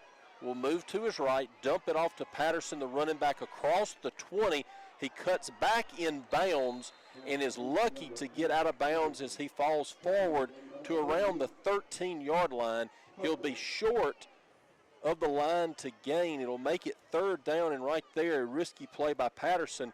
Tuskegee down to their last timeout. Patterson cut it back in towards the middle of the field and was able to eventually get out of bounds to stop the clock with 42.7 seconds remaining. Tuskegee will be facing a 3rd down and 2 from the West Alabama 13-yard line. Ezel will send 2 receivers right. He'll have a tight end, 2 receivers to the left, a tight end to the right side of the formation. 2 running backs, 1 to his left, 1 behind him. Ezel will sprint to his left. He tucks it, will run, has the first down inside the 10, inside the 5, and will be knocked out of bounds just short of the goal line. They will mark him out at the 1-yard line, where it'll be 1st and goal from the 1 with 33 seconds remaining here in the first half. Ezel started that run from the right hash and works his way all the way toward the Tuskegee sideline. Kind of tiptoes down that sideline before he's knocked out of bounds just shy of the goal line. It'll be 1st and goal there from the 1 as the West Alabama defense kind of stacks things up there in the middle. Tarian Taylor will be the tailback. Eric Bright, the fullback, will get the handoff. He is stood up at the line of scrimmage. He will not get to the end zone. There is a penalty flag down. The way and in the area it was thrown, it would appear that it may be offsides against West Alabama. Officials kind of huddling together right there to get it sorted out, and here we are with the call.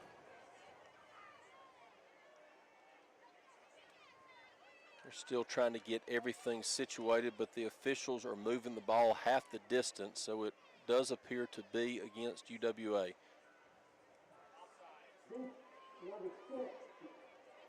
The official call is offsides against West Alabama. That will move it to the half-yard line, where it'll be 1st and goal once again. Tuskegee in the same formation, I formation. Eric Bright, the fullback. Torian Taylor, the tailback behind Bright. Ezel, the quarterback, will be under center.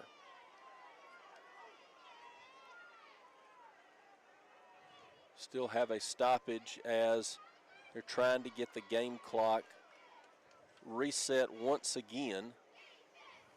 Part of the problem is Eddie Smith's microphone is not working right, and so almost impossible for the game clock operator, James Powell, to hear exactly the time that he needs to put back up on the clock.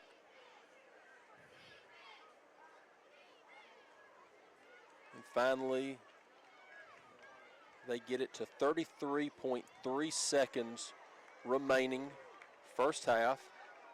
Officials still trying to get everything situated. Now everybody in their place. Ezel will hand off to Patterson. Patterson fights for the end zone. Does he get in? Touchdown, Tuskegee. Hard run right there, as it looked like West Alabama was going to have him kind of stood up there on the left side of the line, but he keeps the legs churning, and the pile gets pushed forward as he inches just across the goal line. And Tuskegee's found the end zone for the second time tonight, cutting into that lead. They now trail 15-13 with the point after forthcoming. Avante Patterson was able to take the handoff and go in from a half yard out. Officially, they'll give him the full yard for the touchdown. Tuskegee trailing by 2, 15-13. Looks like they are going to go for 2. And I believe we're going to have a timeout. Tuskegee will take their third and final timeout of the first half to discuss this 2-point play. UWA Athletic Department would like to thank and recognize the following sponsors of Tiger Athletics: Meridian Coca-Cola, Plaza Golf of Demopolis, WTOK TV in Meridian, and Regions Bank. Thank you all for your service and generous support of Tiger Athletics. So, Will, 25.3 seconds remaining, first half. West Alabama leading Tuskegee 15-13. Tuskegee has still got a 2-point conversion left here. But again, it's one of those games where we've seen it before. West Alabama seems like they're in control, but just cannot put the other team away. Yeah, West Alabama, you would think right now, just after watching the game, that they would have a comfortable lead. But, they've got a 2-point lead at this point.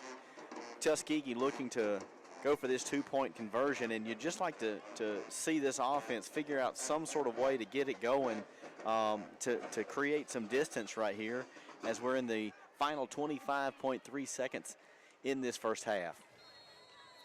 Tuskegee going for 2.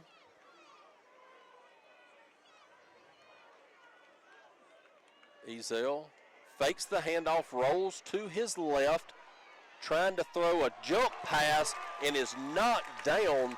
A difficult play for Ezel right there as he's rolling to his left. He's right-handed, trying to throw across his body, just kind of threw it sidearm, but it was knocked down by the West Alabama defense.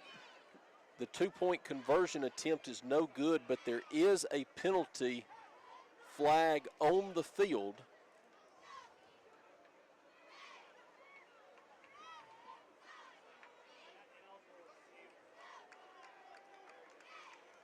Penalty will go against Tuskegee. It will be declined, and so the 2-point attempt is no good, and so the score will remain 15-13 West Alabama. 25.3 seconds remaining in this first half, and I would say that West Alabama will just take the kickoff, will go to a knee, and we'll go into the locker room. But after seeing last week's game, there's still a lot of time left if West Alabama wants to try something. 25 seconds left. They do have all 3 timeouts remaining, and so have to see, maybe depending on how this return goes, if they get it in good field position, they've got a chance to try at least for a heave towards the end zone if they get a good return. Absolutely.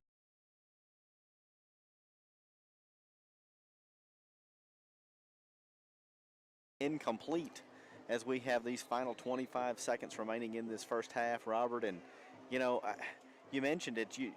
You'd like to see West Alabama kind of extend this lead, but give a lot of credit to the Golden Tigers. They're not going away easy. No, they are not. They have stayed in it this entire contest, and they have trimmed the West Alabama lead to just 2 as we near halftime.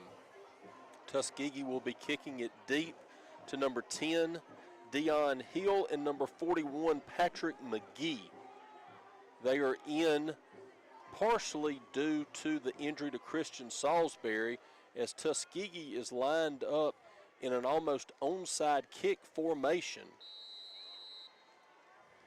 looking to maybe sky it to prevent the return. It's an onside kick by Hushik, and it will be fielded by West Alabama before it can go out of bounds. So a very safe play for the Tigers. Instead of letting it go out of bounds to take the penalty, West Alabama, I believe that was Jamoris McMillan, was able to get it and run out of bounds. But regardless, West Alabama should have very good field position. They will blow it dead at the 38-yard line. So West Alabama, no time came off the clock right there. So they still have 25.3 seconds showing on the clock. 3 timeouts for the Tigers. So a chance to throw it downfield, pick up a first down, call timeout, and then have plenty of time to try to go to the end zone. McDaniels will send 2 receivers either way, a running back behind him in pistol. It'll be a handoff up the middle, not much doing for Underwood. He's tackled right as he gets at the 40, and West Alabama appears to be content to just run this clock out and go into halftime leading by 2. Nice to see a first half lead, but also, Robert, you'd like to feel like the Tigers were in a little bit better spot here, a little bit more control, but they're going to go in to half up by 2 here as they host the Golden Tigers of Tuskegee. So after 1 half of play in Tiger Stadium, West Alabama leads Tuskegee 15-13. You're listening to West Alabama Football, ESPN 1049, ESPN1049.com.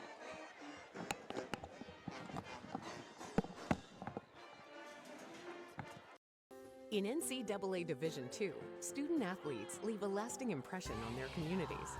That's because Division II student athletes want to make a difference and truly be part of their surrounding communities. Through community engagement, thousands of student athletes from various backgrounds interact with community members who view them as role models. This interaction leaves a positive and perhaps even life-changing impression on all those involved. In Division II, we rise to the opportunity and make community engagement ours.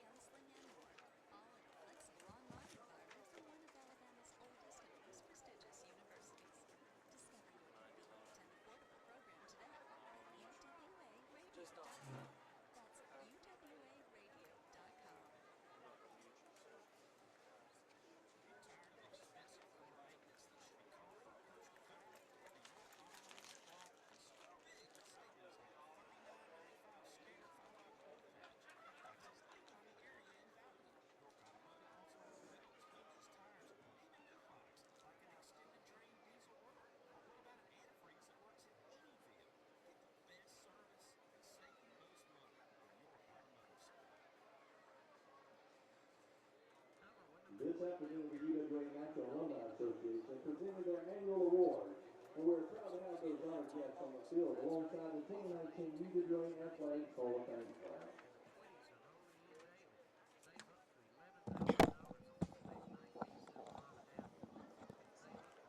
First, let's meet the 2019 National Alumni Association award winners. For the College of Natural Science and Mathematics, distinguished alumni, Captain Albert C. Shelley Jr. retired, and emerging leader William S. Worth, who cannot be with us tonight. For the College of Liberal Arts, distinguished alumni Adam Kramer, who couldn't be here with us tonight, and emerging leader Dr. Tony Dudley, Corey Dudley. For the College of Education, distinguished alumni Stephen Sims, the second, and emerging leader Sean McDaniel. For the College of Business and Technology, distinguished alumni James D. Nicholson, who wasn't able to Welcome back, ladies and gentlemen. This is the halftime show live from Livingston, Alabama in Tiger Stadium. It's halftime between West Alabama and Tuskegee. Two universities in the state of Alabama with a lot of history and tradition. Right now, West Alabama with a 15-13 lead over the Golden Tigers. So let's go over some first half stats. First for Tuskegee. Tuskegee finished with 12 first downs in that first half. Took 28 carries for 85 yards, 82 yards in the air. So a total of 40 plays for 167 yards. One kickoff return for 13 yards, 3 punts for 39.7 yards. They fumbled but didn't lose it. 8 penalties for 57 yards. Dominated time of possession, 32 minutes and 57 seconds. That's something to keep an eye on. Third down conversions, 3 of 7. Fourth down conversions, 1 of 2. And have scored both times in the red zone. West Alabama with 9 first downs, 16 carries for 79 yards, 98 passing yards, 29 plays for 177 yards, so 10 more yards than Tuskegee, despite the disparity in time of possession and number of players run. Two punt returns, 14 yards, 3 kickoff returns for 78 yards, 3 punts for an average of 51.3 yards per punt, so Zach Gaines still doing what he does best there, leading the team in punting. A fumble, and it was lost. 3 penalties for 15 yards. Time possession, as I mentioned, was 32 minutes and 57 seconds for Tuskegee. It was 10 minutes and a second for the Tigers. Third down conversions, Tigers are 3 of 6. They have not had or attempted a fourth down conversion. Tigers have made 1 trip to the red zone and are 1 for 1. Let's look at the scoring plays. UWA got on the board first with a Derek Underwood 5-yard run. Zach Gaines kicked the PAT and it failed. UWA went up 6-0 with 8:24 remaining in the first quarter. Tuskegee responded with 17 minutes in a quarter with a touchdown run by Eric Brighton Jr., 6 yards. Huskick hit the kick to make it 7-6, give the Golden Tigers the lead. UWA responded with a James Smith 14-yard touchdown run, 13 minutes and 15 seconds ago in the second quarter. Zach Gaines was successful that time to make it 13-7 for the Tigers. UWA scored once more in the second quarter thanks to a safety. Jake Vick couldn't handle the snap, dropped it in the end zone, decided to fall on it, and UWA went up 15-7. But Tuskegee tried to gain a little momentum as he went into halftime, scored a touchdown. Avante Patterson went 1 yard to cap off a 14-play, 80-yard drive, 25 seconds remaining in the second quarter to give us the 15-13 halftime score. We'll take a break and we'll break down some individual achievements here, some individual stats from the first half. I'm Nicholas Finch. This is the UWA Halftime Show on ESPN 104.9 and on YouTube.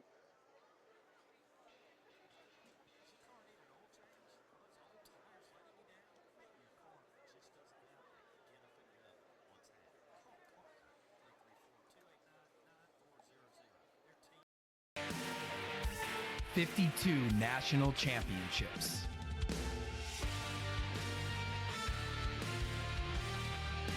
More than 600 annual graduates.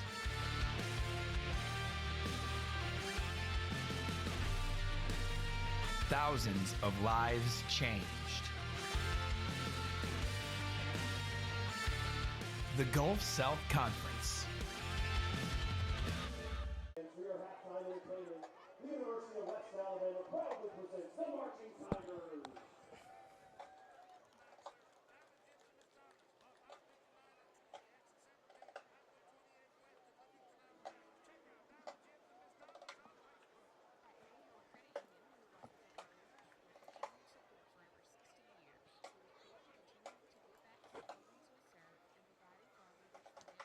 This evening's halftime show will take us through the decades. Our first selection is well known as the theme song for the television show CSI New York. It also appears in Rolling Stone magazine as one of the 500 greatest songs of all time. Released in 1971 by The Who, this is Papa O'Reilly. Welcome back to the halftime show. I'm Nicholas Finch. We are live in Tiger Stadium here in Livingston, Alabama. West Alabama with a 15-13 lead over the visiting Tuskegee Golden Tigers. Now we're going to look at some individual stats, starting with Tuskegee. Their leading rusher, Avante Patterson, 11 carries for 55 yards and a touchdown. His longest run was 17. Jamarcus Ezel, 6 carries, 40 yards, longest run of 12. Terrion Taylor, 4 carries, 14 yards. And then Eric Bright has 2 carries, a net of 6, and he has the touchdown. Looking at your quarterbacks, been a timeshare. We'll talk more about that later. Jamarcus Ezel, 6 of 7, 47 yards. Ahmad Duramus, 4 completions, 5 attempts, 35 yards. He's been sacked once. Leading receiver, Stephen Hodges, 2 receptions, 24 yards. Devarian Valkin, also 2 receptions, 14 yards. Peyton Ramsey, 2 receptions, 12 yards. Kendrick Green, 2 receptions, 4 yards. Ryan Huff has handled the punting. He's done it 3 times, 119 yards in punting total, average of 39.7. His longest was 42. Devarian Valkin with the kick returns, 1 kick return for 13 yards. And then your leading defenders, Ricky Norris with 7 total tackles, 6 unassisted. Carl Matthews, 5 tackles. Cameron Tate with 2. And Zanico McMillan with 2 as well. Now looking over at West Alabama, James Smith is the leading rusher as far as yards. He has 4 carries to 34 yards and a touchdown. Derek Underwood has had more carries. He has 8 for 33 yards and a score as well. Jack McDaniels, 3 carries, 11 yards. And Demetrius Battle with a carry for a yard. Passing, Jack McDaniels, 8 completions, 11 attempts, 91 yards. Jacob Murphy, 2 for 2, for 7 yards. Your leading receiver, Bailey Blanchard, 2 receptions, 43 yards. Quay Boyd, the All-American, 2 receptions for 21 yards. Deion Hill, 2 receptions for 10 yards. And Tyreek Martin, 2 receptions for 6 yards. Punting being led by Zach Gaines. As we mentioned before, he's punted 3 times, 154 yards, 51.3 average. The longest being 60. He's booted one inside the 20 once, and he has 2 touchbacks. Sid Thurman, the punt returner, 2 returns for 14 yards. Caleb Abram has a kickoff return for 29 yards. Deion Hill has the other for 25 yards. Your leading tacklers, Jeremiah Boyd, 6 tackles, 5 unassisted. Savon Parker also with 6, 3 unassisted, 3 assisted. Dorset Johnson with 4 unassisted, and Camarcus Williams 4 total, 3 unassisted. I should mention that Boyd has a tackle for loss, and Camarcus Williams has credit with half of a tackle for loss. So with that, we'll take a quick break. We'll break down some of the things that we saw from the first half and see what we'll have going forward here in the second half. This is Nicholas J. Finch on the UWA Football Halftime Show on ESPN 104.9 and on YouTube.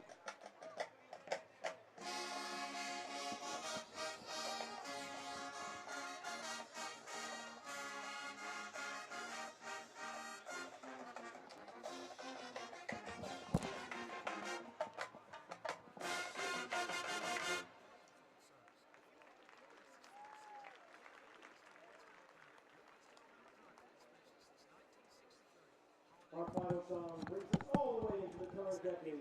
Released in 2014, this song peaked at number 23 in the top 100 of fan favorite by the artist Football. Here is Fireball.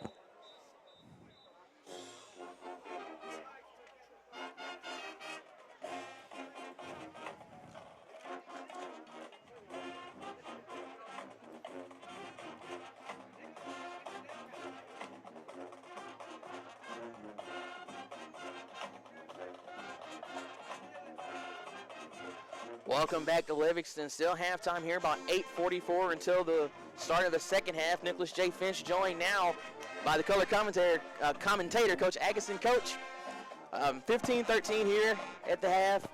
So what have you seen in this game that's got us to this point so far? Well, I've seen a West Alabama team that they've played pretty disciplined. They have had at times really been able to move the football and they put some points on the board. But the thing that I have noticed from Tuskegee is they're just not willing to quit playing the game. You know, they came here just like we did to get a win, and they have, they've been plagued with penalties, and been plagued with stretches where they just couldn't move the football. But the game, you'd like to see a lot more distance. But heck, it's a 2-point game here with half of a football to play. And this is a series that goes back, spans over some years. The meetings here in Livingston. 2 wins for Tuskegee, 2 wins for West Alabama. So you'd really like to see West Alabama come out here in this second half and, show some of the weapons that have gotten them the 400-plus yards per game and, see if we can quiet the faithful that traveled over from Tuskegee a little bit. One player from Tuskegee I want to highlight, just because I know him personally, the quarterback, Jamarcus Ezel, started his high school career in Choctaw County, finished in Demopolis, got over to Tuskegee, had an injury last year that shortened his season. Now he's come back. He started the game. He's 6 of 7 from 47 yards, and he also has 6 carries on the ground for 59 yards. So what kind of problems do you think that Ezel has created for the West Alabama defense? Well, he's athletic. He's athletic. He's made some pretty good decisions. He hasn't tried to do too much when it comes to, throwing the football. He's taken what the West Alabama defense would give him, and when he has the opportunity to use his legs, he's done that as well. So, a nice athletic young man that has, he's done well tonight. I was really surprised when they pulled him out for Doremus, but, and he's come in his limited time, and he threw 4 or 5. It's not a lot of yards, but his completion percentage is up pretty well, but, good-looking athlete from Jamarcus Ezel. I can tell you it's an interesting situation that Tuskegee has. Ezel led him to a fantastic record in the time he's been starting. He got hurt last year. Doremus came in and won Conference Player of the Year. So they have 2 interesting options at quarterback over in Tuskegee, and both of them have played. I'm partial to Ezel personally, but that's just me being personal. So looking at our team, we have James Smith. He has the 4 carries for 34 yards, but Derek Underwood has taken the most carries. So, Jack McDaniels also kind of in a timeshare. He has 8 receptions for, 8 completions, 11 attempts. So what do you expect to see from our offense going forward? What I'd really like to see is this offensive line to continue to give our quarterback some opportunities to throw the football. I'd like to see Jack kind of get locked in and be able to use some of those receivers that he's been so accustomed to. I mean, we've only gotten 4 guys involved on the receiving tonight. We've got 2 receptions for each of the following: Blanchard, Boyd, Hill, and Martin. But there have been nights when we've had 5, 6 different receivers. And I think that's something that he can easily do, and something I don't know if it's going to come into play, but we have seen late in several of the games early on is Battle coming in to getting some big carries. I mean, he's a big back, he's a strong back, and when he comes in with those fresh legs, he's not a finesse guy. He's a straightforward kind of guy, but he's been able to do some great things coming into tonight. Battle in his limited time, he averages almost 6 yards a carry and 33 yards a game, and that's in super limited time. So really like to just see this offense kind of stretch out a little bit, get a little momentum going, and I think that'll all be determined on Jack McDaniels. What do you think the play has been for the UWA secondary tonight? They have done a pretty good job. I mean, they haven't been super soft. They've given up a couple of plays, but, it hasn't been something like it's glaring, Tuskegee has not just, blown up for a ton of yards. It's really even on the yardage, for these 2 teams. But, I'd just like to see them just lock it down. I do think that they can just tighten the screws a little bit because when they want to be, they can really be shut down. So, they haven't just shut them down, but they haven't given up a lot of big plays either. Absolutely. Again, 15-13 is your score at the half. Before I get out of here and turn it back over to the guys in charge, I have to once again plug my podcast, the True Comedy Podcast. You can find it on any streaming service. I've been told you're a fan of it. I host it with another UWA alum, Kirsten Cunningham. Like I said, find it on Spotify, Apple Podcasts, Google Podcasts, you name it, it's there. Well, I haven't been able to listen lately. I've been pretty strapped, but I have listened to a couple of episodes, and wish you guys the best of luck with that, as we're about 3 minutes away from this second half. Absolutely. Again, that's the True Comedy Podcast. This has been Nicholas J. Finch here for your halftime show. We'll take one last break, and when we come back, it'll be Robert Upchurch and Will Atkinson on the call. It's UWA Football on ESPN 104.9 and YouTube.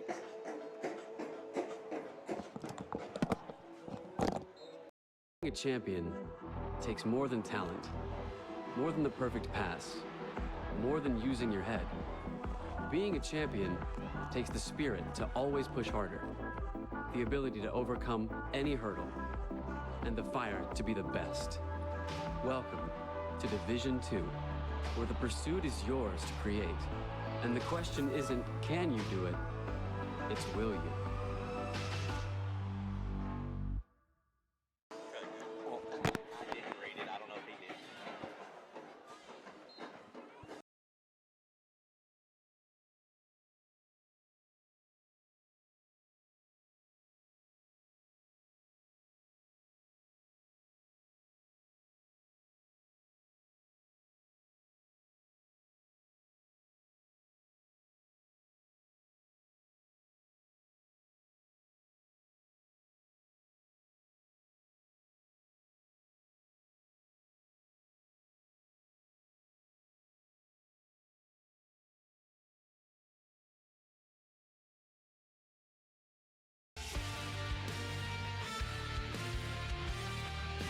More than 600 annual graduates.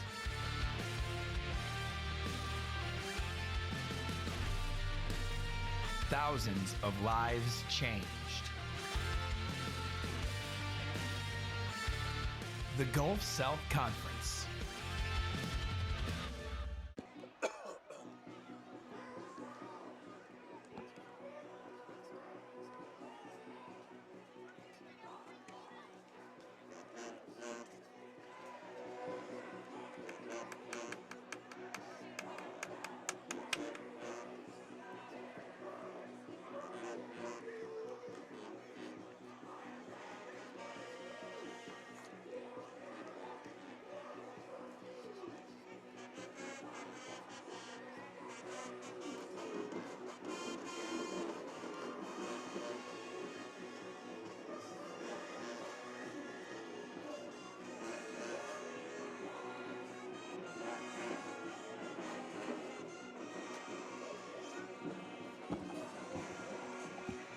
Welcome back to Tiger Stadium. Getting ready for second half action. Like to remind you, this game is brought to you in part by Johnson Dodge Chrysler Jeep of Meridian. They're dedicated to ensuring your auto process is a smooth and stress-free one, regardless of whether you're shopping online or on site. They provide comprehensive sales, purchase, finance, and maintenance assistance. Stop by and pick the ride of your future. Johnson Dodge Chrysler Jeep, a proud sponsor of UWA Athletics. Both teams are out from their respective dressing rooms.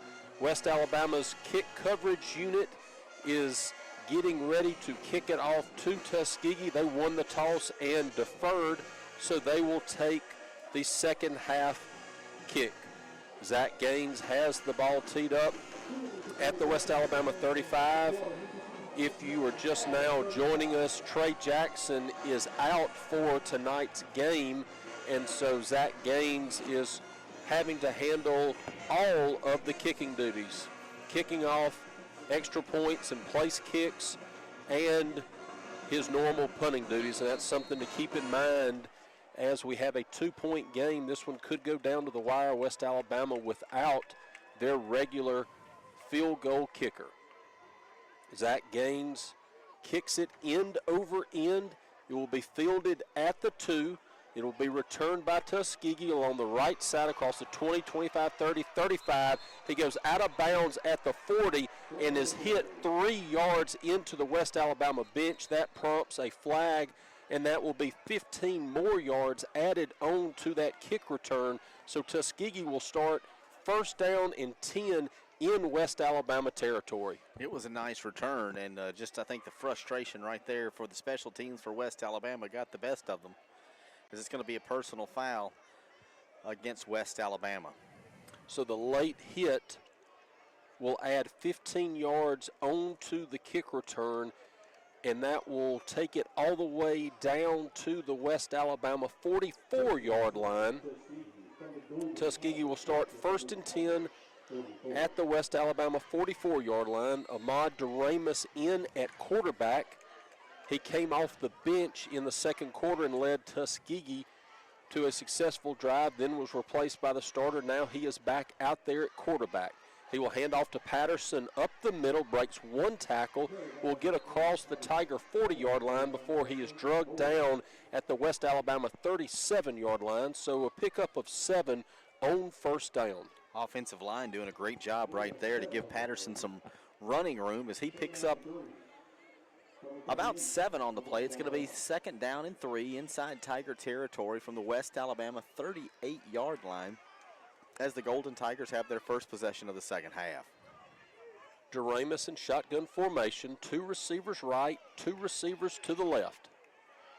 Patterson, the running back, will be to Duramus's right.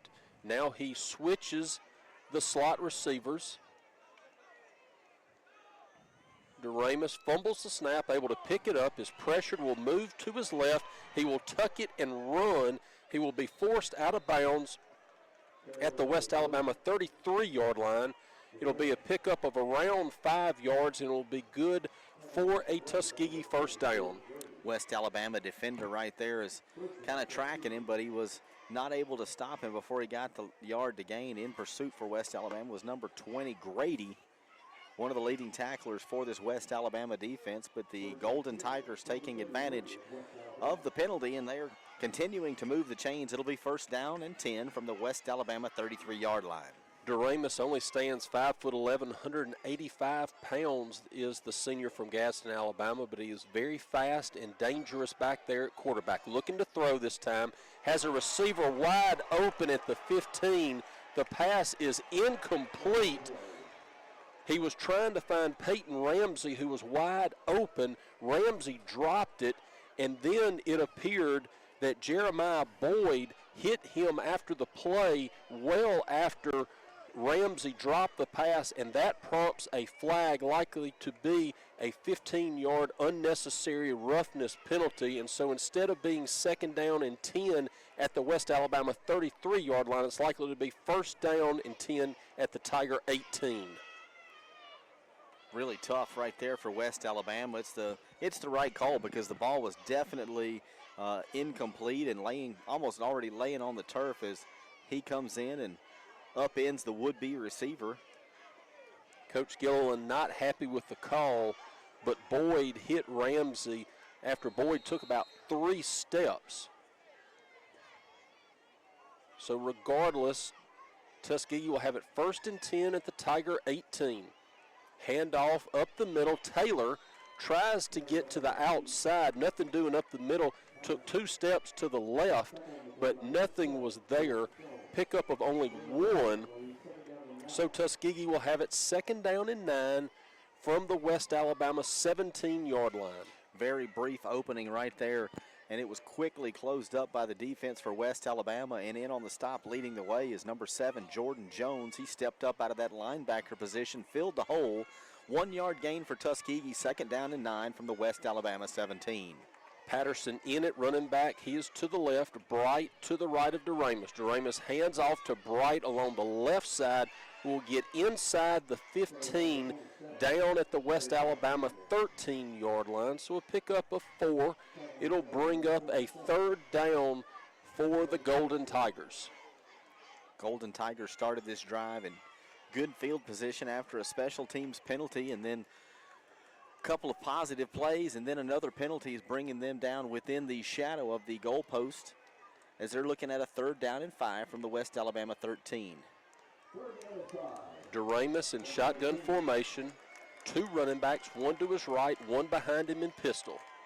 Duramus looking to throw, flush from the pocket. He will be sacked back at the West Alabama 16-yard line. Loss of 3. More importantly, it'll bring up 4th down. Tuskegee sending out their field goal kicker. A lot of pressure right there by the West Alabama defense, and really stepping up when they needed to, as the kicker for Tuskegee trots out onto the field. He'll be kicking from the left hash. Arnes Hushik in. He is 3 for 3 on field goal attempts this season. From this distance, he is 2 for 2. Kick is up. It has plenty of leg, and it splits the upright. So with 11:16 remaining third quarter, Tuskegee now leads 16-15. You're listening to West Alabama Football, ESPN 1049, ESPN1049.com.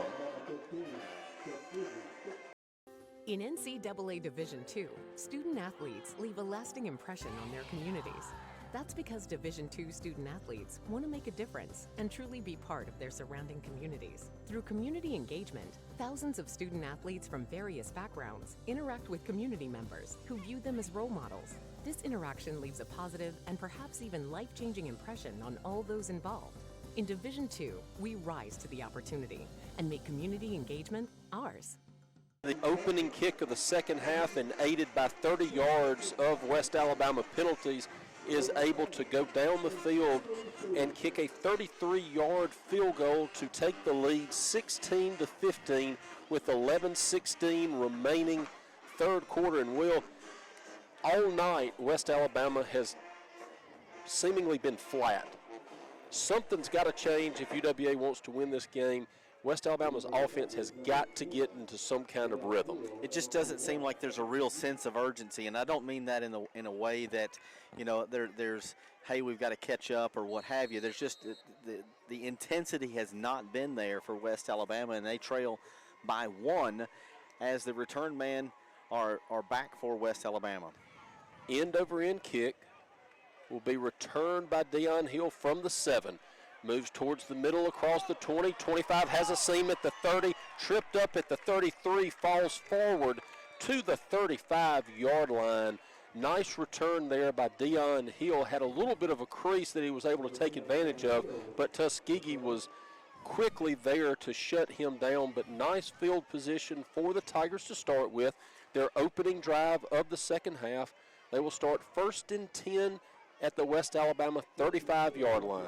Nice little return right there by West Alabama. Jack McDaniels is going to be in the shotgun formation. 2 wide receivers here to the near side, 2 split to the far side. Underwood, the running back, behind McDaniels in pistol formation.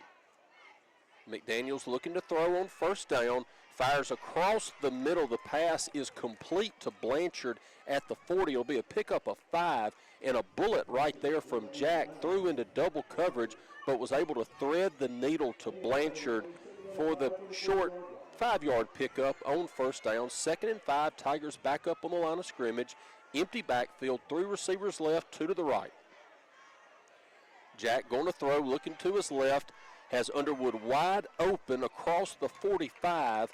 He will reach the 46, 47-yard line. First down for West Alabama. Ken Hike in on the stop for Tuskegee, but not before the Tigers are able to move the chains and keep this drive alive. First down and 10 for West Alabama, just shy of midfield with 10:25 remaining in this third quarter. 2 receivers either way for McDaniels. He will throw. Pass is complete to Quay Boyd across midfield. It'll reach Tuskegee territory.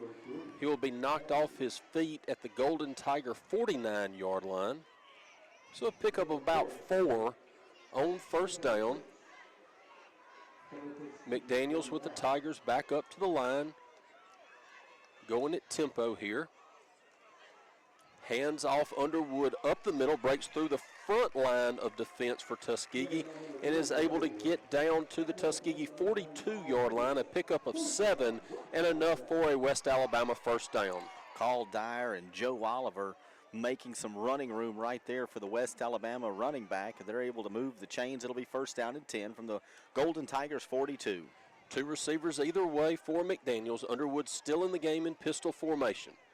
Jack looking to throw, fakes once, looking to go deep, nothing there. He is able to unload it, kind of flip it to Underwood, who gets forward for what would be a pickup of 5, but there's a penalty flag on the play, likely to be holding against West Alabama. Yeah, the pocket just started to collapse right there, and you get a little desperation. And more than likely, as we get the official call, it is holding against West Alabama, so that'll back them up. We talked in the beginning of the night that the UWA offensive line leads the conference in sacks allowed, only giving up 2 through the first 3 games. Been a lot of pressure on McDaniels by this Tuskegee front offensive line, having to make some substitutions with Stewart Mixon out, and it is affecting the play. McDaniels looking to throw, has Martin over the middle wide open across midfield. He will get inside the Tuskegee 40, so he picks up all the penalty yards back and then some, as he will be forced out of bounds at the Tuskegee 38-yard line. They had great pursuit on Martin right there, but he was able to make the corner and then get to the sidelines. Great gain right there for West Alabama as things were kind of looking a little bleak, but it's going to bring up 2nd down and 6 inside Golden Tiger territory from their 38. 14 yards on the reception by Martin. McDaniels fakes the handoff, trying to find Blanchard on the right flat, but the pass is knocked down at the line of scrimmage.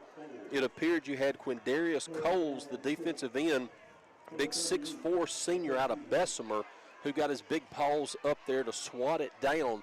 That will make it 3rd down and 6 for the Tigers from the Tuskegee 38-yard line. Jack McDaniels on the evening, 13 of 17 for 125 yards. He hasn't hooked up for a touchdown yet, but he's looking at a 3rd down and 6 from the Golden Tigers 38. McDaniels send Dion Hill from the left side of the formation to the right. McDaniels looking for Hill, goes to Blanchard, who is right at the sticks. Looks like he's about 6 inches short of where he needs to get for the 1st down. It'll depend on the spot, but it looks like he's just short. Nice throw right there, and an even better catch by Blanchard as he's able to go down and get that before it skips off the turf. But it looks like the officials are going to want to take a look at this one. But based on the spot from our vantage point, it does look like he may be short about half the length of the football. He got a good spot from where I thought he originally went down, but it still appears he may be just short. But really, from our vantage point, we can't tell. The officials looking at it cannot tell, so they are going to bring on the sticks to see.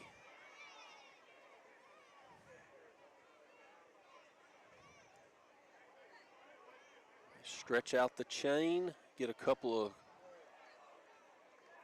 knots out of it, and it appears that it's going to be about 6 inches short. So it'll be 6 inches short. It'll make it 4th down. West Alabama showing no hesitation. They're going to go for it into the game. Big Demetrius Battle. He will replace Derek Underwood. And so they go from a 183-pound running back to a 240-pound beast back there at running back.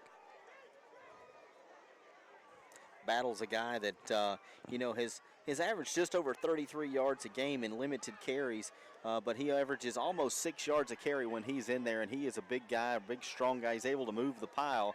So if we get a little help up front and the big Battle 8-ball coming out of the backfield, West Alabama staring at this 4th down and inches. Battle will be to McDaniels' left. Battle gets it, makes one man miss. Now going to the outside across the 30. He'll have the 1st down. He's still fighting down near the 25. Battle just now going to the turf, and it took 6 Tuskegee defenders to bring him down to the turf. Terrific run by Demetrius Battle. Demetrius Battle, the redshirt freshman out of John Carroll High School, and as you mentioned, 6'2", 240 pounds. He's a grown man, Robert, and he when he gets the opportunity to do his thing, he's pretty good at it. Battle will stay in. He'll be in pistol formation behind Jack McDaniels. McDaniels has 2 receivers either way, McMillan and Boyd on the left-hand side, Boyd in the slot. McDaniels looking to go that way. Throwing deep, he has McMillan in the end zone and just overthrows Jamoris McMillan. Double move right there from McMillan. Had a couple of steps on the defender, but McDaniels just led him too much as there's an injured Tuskegee defender on the ground. In coverage for Tuskegee was Ken Hike, and he was beaten badly, and the ball was just overthrown, and it falls incomplete. Wyndham Motor Company is a one-stop shop for sales, services, and parts you need for the vehicle of your dreams. From new to used inventory, the guys from the great metropolis of Demopolis have the ride to fit your style. Visit the website to get pre-approved for an even smoother experience. That's Wyndham Motor Company, a proud sponsor of UWA Athletics. 7:59 remaining third quarter. West Alabama trailing Tuskegee 16-15, a game that's been close this entire contest.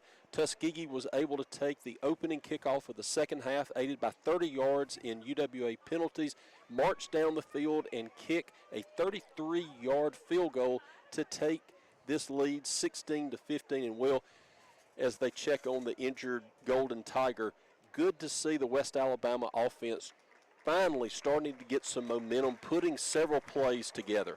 Absolutely. As the Tuskegee defender gets up off the turf, that's going to be number 52, Christopher Faulkner. He walks to the sideline under his own power, and you're exactly right, Robert. The offensive unit for West Alabama needed that click, that cohesion, and a little bit of chemistry that's going to gel into some productivity here in the second half. Doing a great job here. 10 plays, moving 38 yards on this particular drive. Looking at a second down and 10 from the Tuskegee 27. McDaniels fakes to battle, throws along the right side, trying to find Blanchard. The pass is complete inside the 5. They will rule Blanchard down at the 1-yard line. Terrific throw and catch from McDaniels to Blanchard. West Alabama right back up on the line of scrimmage at the Tuskegee 1. First and goal. Handoff battle up the middle. No, McDaniels keeps it along left end. Touchdown, West Alabama. Nice fake right there. As it looked like Battle was going to carry it in, and McDaniel called his own number, and he gets behind the big lineman and is able to get into the end zone for West Alabama score here as they lead 21-16 with 7:39 remaining in this third quarter. West Alabama up by 5. It appears that they're going to go for 2 to make this a 7-point contest.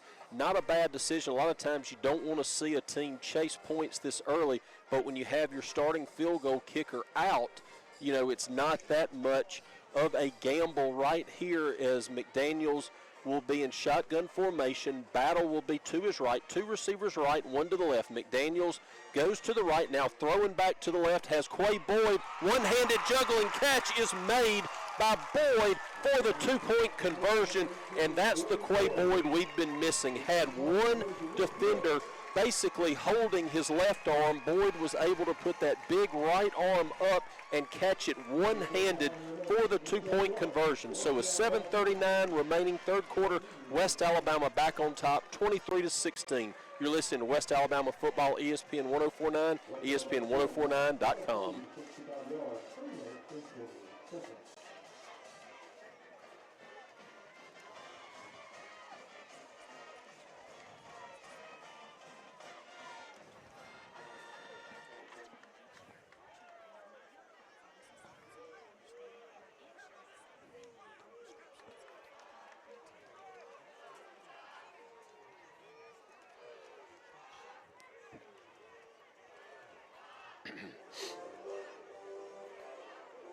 Each team has had a second half possession. Tuskegee was able to kick a field goal. West Alabama able to score on the touchdown on a quarterback keeper by Jack McDaniels from 1 yard out. Then a 2-point conversion pass from McDaniels to Quay Boyd.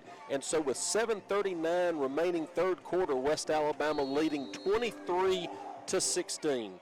Zach Gaines has it teed up. 2 deep breaths. Now he jogs towards the ball. A high end-over-end kick that will reach the end zone and bounce there. So Tuskegee will let it go for the touchback, and they'll take it first down and 10 from their 25-yard line. Going back to that 2-point conversion, Robert, you saw Quay Boyd. He makes a great catch. He was covered by Carl Matthews, and Matthews was just draped all over him.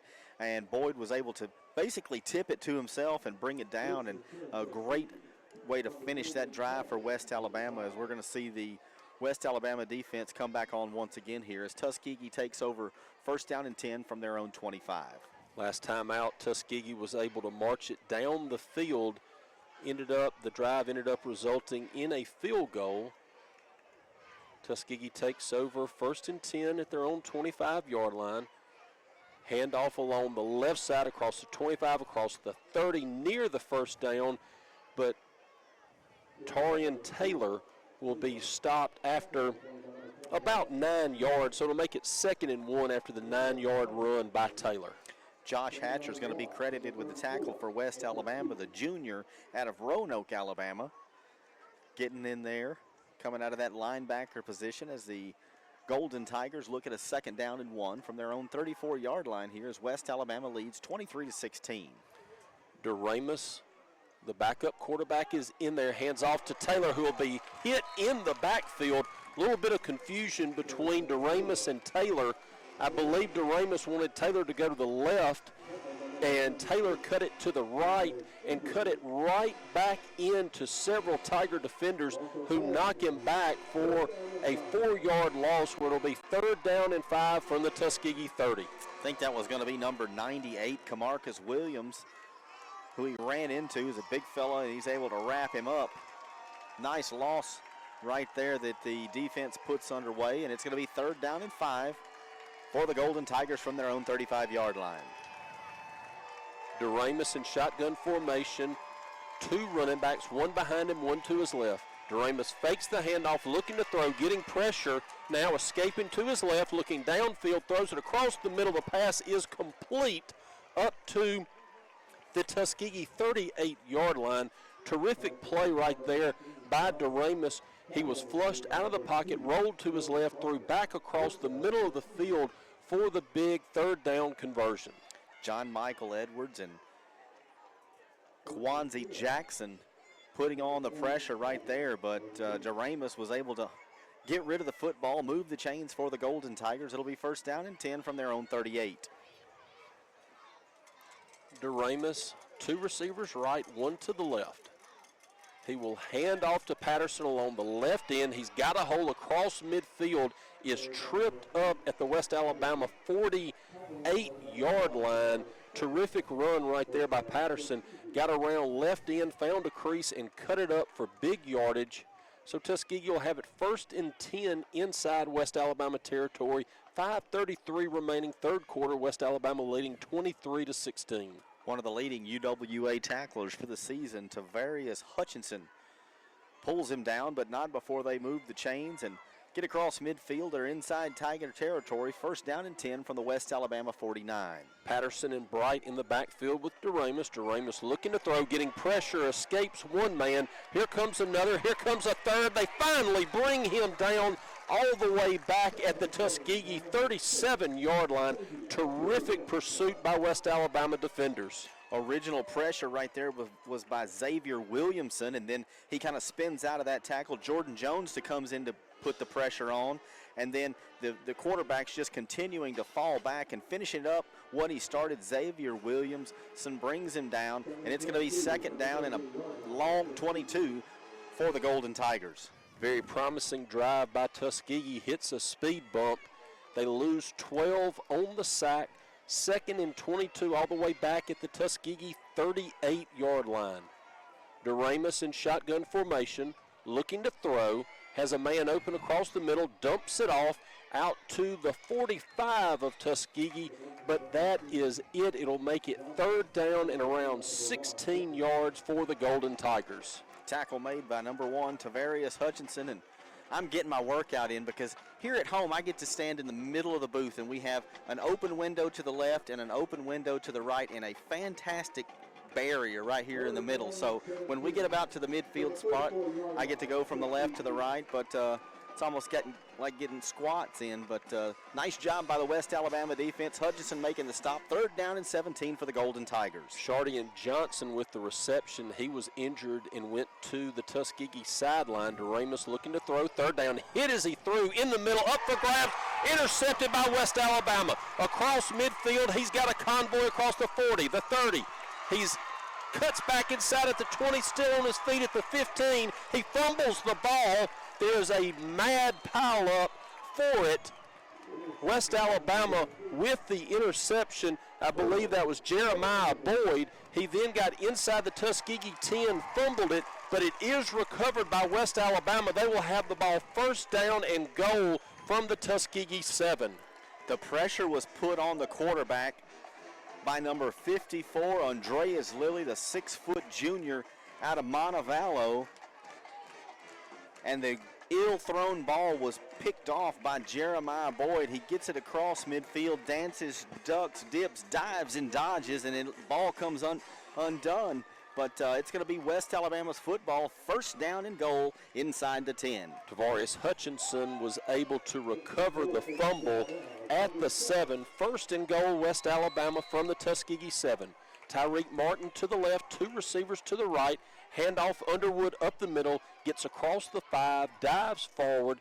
They will mark him down at the 3, so a pickup of 4 on first down for Underwood. That interception marks the first interception of the season for the West Alabama defense, and it couldn't have come at a better time to energize this crowd and bring even more life into this West Alabama offense. Underwood will be the running back to McDaniel's left. Jack looking to throw over the middle towards the corner of the end zone, incomplete, trying to find Quay Boyd right there.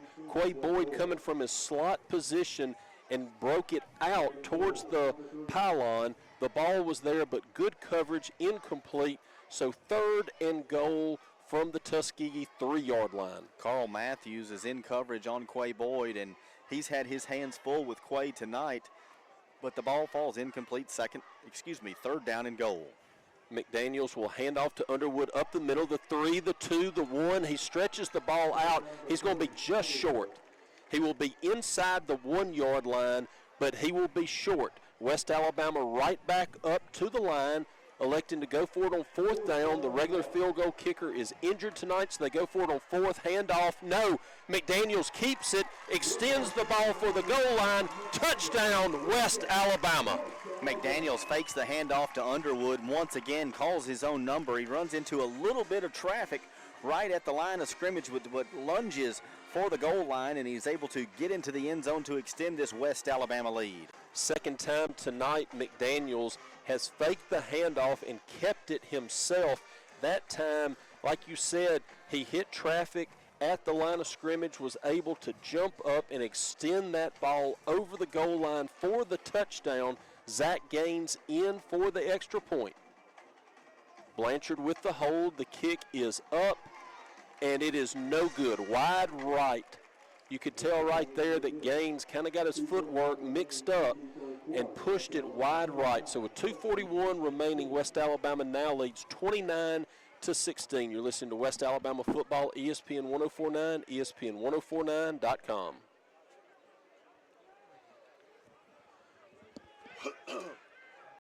In NCAA Division II, student athletes leave a lasting impression on their communities. That's because Division II student athletes want to make a difference and truly be part of their surrounding communities. Through community engagement, thousands of student athletes from various backgrounds interact with community members who view them as role models. This interaction leaves a positive and perhaps even life-changing impression on all those involved. In Division II, we rise to the opportunity and make community engagement ours.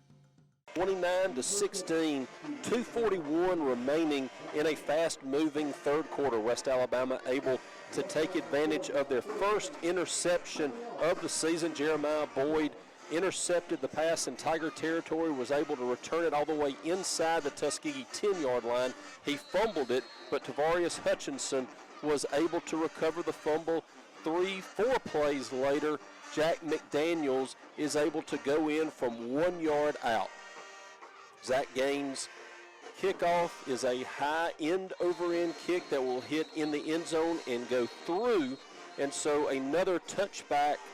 Tuskegee will take over first and 10 at their own 25-yard line. West Alabama extending that lead after a nice interception.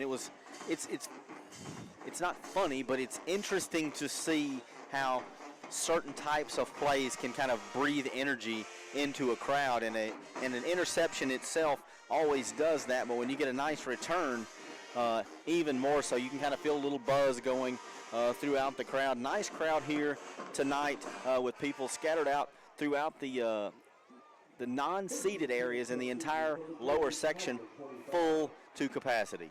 Doremus back out there at quarterback. The play will be blown dead. Tuskegee trying to get an extra receiver onto the field. That was Kedrick Green, who was late getting onto the field. He was not set when the ball was snapped, so that'll be a false start, 5 yards.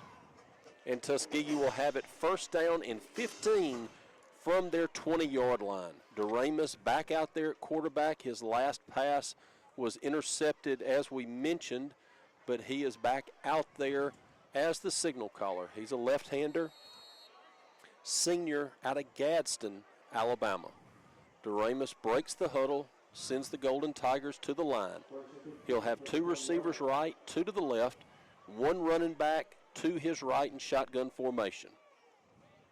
Doremus looking to throw, looking to his left. Pass is complete. Play will reach about the 24-yard line, 25-yard line, so they get the penalty yards back. Hit Green on the play in the left flat. Green able to turn it up for a short gain. Shamar Lewis in on the stop for West Alabama. As the defense awaits the offense for Tuskegee. And again, we're not used to seeing those huddles in the backfield by the offense, but Tuskegee huddling almost every offensive plays. They're looking at a 2nd down and 10 from their own 25. This time Tuskegee will have 2 running backs, 1 to either side of Doremus. Doremus looking to throw, nothing doing, dancing around, now dumps it off to his running back as a safety valve. He is hit immediately and will be tackled at the 29-yard line. Eric Bright, the running back, came out and was just a little dump-off pass, but as soon as he caught it, he was hit.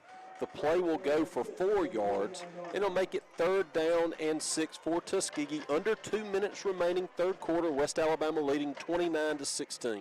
Coming out of that linebacker position, number 2, Corey Proctor. He was able to make the tackle after the short gain. As Tuskegee comes to the line, 3rd down and 6. 2 receivers right, 1 to the left, 2 running backs in the backfield with Doremus. Doremus looking to throw. Pass is incomplete. Hopped it to the intended receiver, Devarius Valson, 5'9" freshman out of Lauderdale Lakes, Florida.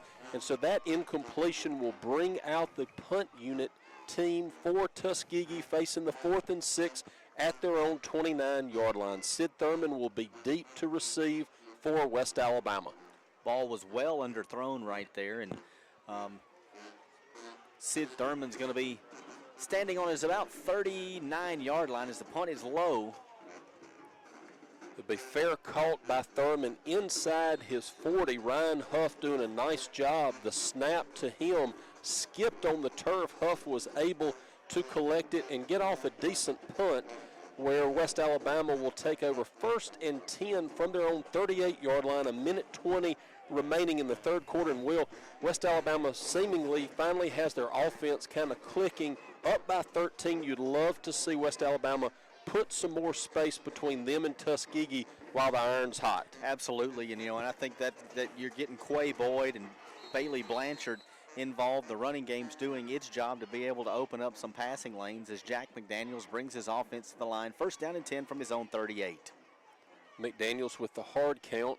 Got Tuskegee to jump, but they're able to get back prior to the snap. McDaniels looking to the sideline, now looking over the defense. 4-man front from Tuskegee. Jack looking to throw, plenty of time, throws across the middle. Pass is complete out to the 41-yard line. Sid Thurman with the James Smith, the running back, was able to leak out of the backfield and pick up about 3 yards on 1st down. Under a minute remaining, 3rd quarter. West Alabama leading 29-16. McDaniels 2 receivers right, 1 to the left. He throws to the left to McMillan. He catches it at the 45, able to split 2 defenders to get up to the 47-yard line. He's going to be about a yard short of the 1st down. So it'll be 3rd and 1. West Alabama has to snap it one more time. There's less than a second differential between the play clock and the game clock. West Alabama up to the line, 2 receivers right, 2 to the left. James Smith, the running back, will move to Jack McDaniel's left. McDaniel's pointing out the defense, now looking to throw on 3rd and 1. Flushed out of the pocket, moves to his right, now scrambles across midfield. He's got a lane across the 30, 25, will finally be tackled at the Tuskegee 23-yard line. Kept thinking McDaniels was going to slide at any moment, and he kept going and kept running. He crossed the 40, then the 30, and once he got to the 25, Tuskegee was finally able to track him down. He does lose his helmet in the process, so Murphy comes on, but that will be the last play of the 3rd quarter. So 1 quarter remaining. West Alabama leading Tuskegee 29-16. You're listening to West Alabama Football, ESPN 1049, ESPN1049.com.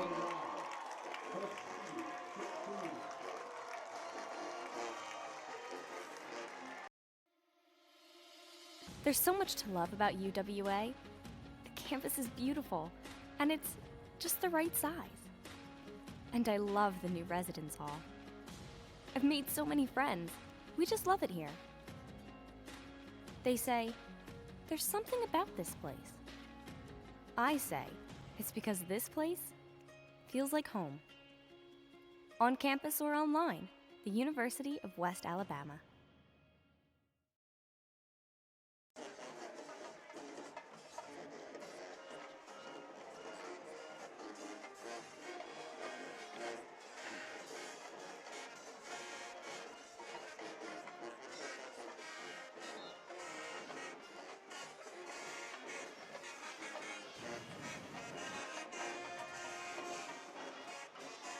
Three quarters in the books. West Alabama leads Tuskegee 29-16, and the Tigers are driving. They have it 1st down and 10 from the Tuskegee 23-yard line.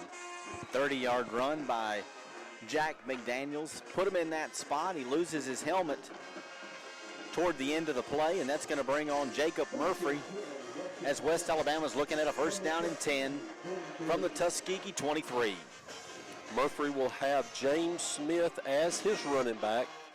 Deion Hill, Bailey Blanchard in at receivers. Also Quay Boyd and Jamoris McMillan.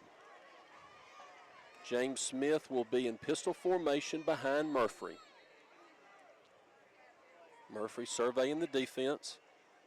Has the snap, fakes the handoff, throws over the middle, leads Deion Hill. Check that, Jamoris McMillan a little bit too much towards the middle. The pass goes incomplete, and with that incompletion, Murphy will check out. McDaniels back in, so make it 2nd down and 10 from the Tuskegee 23-yard line. Just underway, 4th quarter here in Livingston. West Alabama leading Tuskegee 29-16.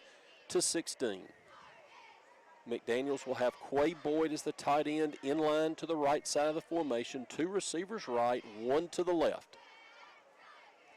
McDaniels will hand off to James Smith, has a crease at the 20, the 15, hits a man, will continue to push the pile inside the 10. It'll be a pickup of around 16 yards, good enough for a West Alabama 1st down. Powerful running right there by the diminutive James Smith. Smith with a great run, but that was set up by number 50, Fabian Jones, the 331-pound senior. Transfer out of Trinity Valley when making the room. McDaniels quick pass to Deion Hill on the left flat. Deion Hill will take it around the 9, will move and weave forward down to the Tuskegee 5-yard line. It'll make it 2nd down and goal from the Golden Tiger 5-yard line. McDaniels in the offensive unit looking over towards the sideline. McDaniels will send 2 receivers right, 2 to the left. Blanchard and Hill to the right, Boyd and McMillan to the left. James Smith, the running back, will be to McDaniels' left. Jack looking to throw on 2nd down. Looking over the middle now, flush to his right, still looking downfield, directing traffic, throws back across the middle to Deion Hill, has it at the 1-yard line. He spins forward, but will be just short of the goal line. McDaniels, a terrific job, was looking to his right and then threw back towards the middle of the field, back to his left, and had everybody confused. There is a flag on the play. but I believe it's going to be a holding call against Tuskegee, so West Alabama will have the ball 2nd and goal from inside Tuskegee's 1-yard line. Offensive line giving them a lot of time, but credit the defense for Tuskegee as they had all the receivers blanketed, but he was able to find Hill, and that's going to be brought within inches of the goal line. It'll be, I mean, we're talking about if they have it placed where they just pick the ball up from, it looks like it's just going to be inches from the goal. West Alabama could have it 2nd and goal from about 6 inches away. They elect to take the penalty, and so it will be 1st and goal again from the 2.5-yard line. So an interesting call right there. They give up 1.5 yards, but they get a down back. So it'll be 1st and goal from about the 2.5. Battle into the game. He's the running back to the left of Jack. Handoff battle. He's stuffed at the line and dropped. There's a flag thrown. It appears that West Alabama may have been lined up improperly. We'll have to check the flag. But Battle was stood up at the line of scrimmage. Nothing doing right there. One of the very few times that you see Battle not get any type of positive yards, but he's just stuffed at the point of contact, and it's going to be a false start by West Alabama.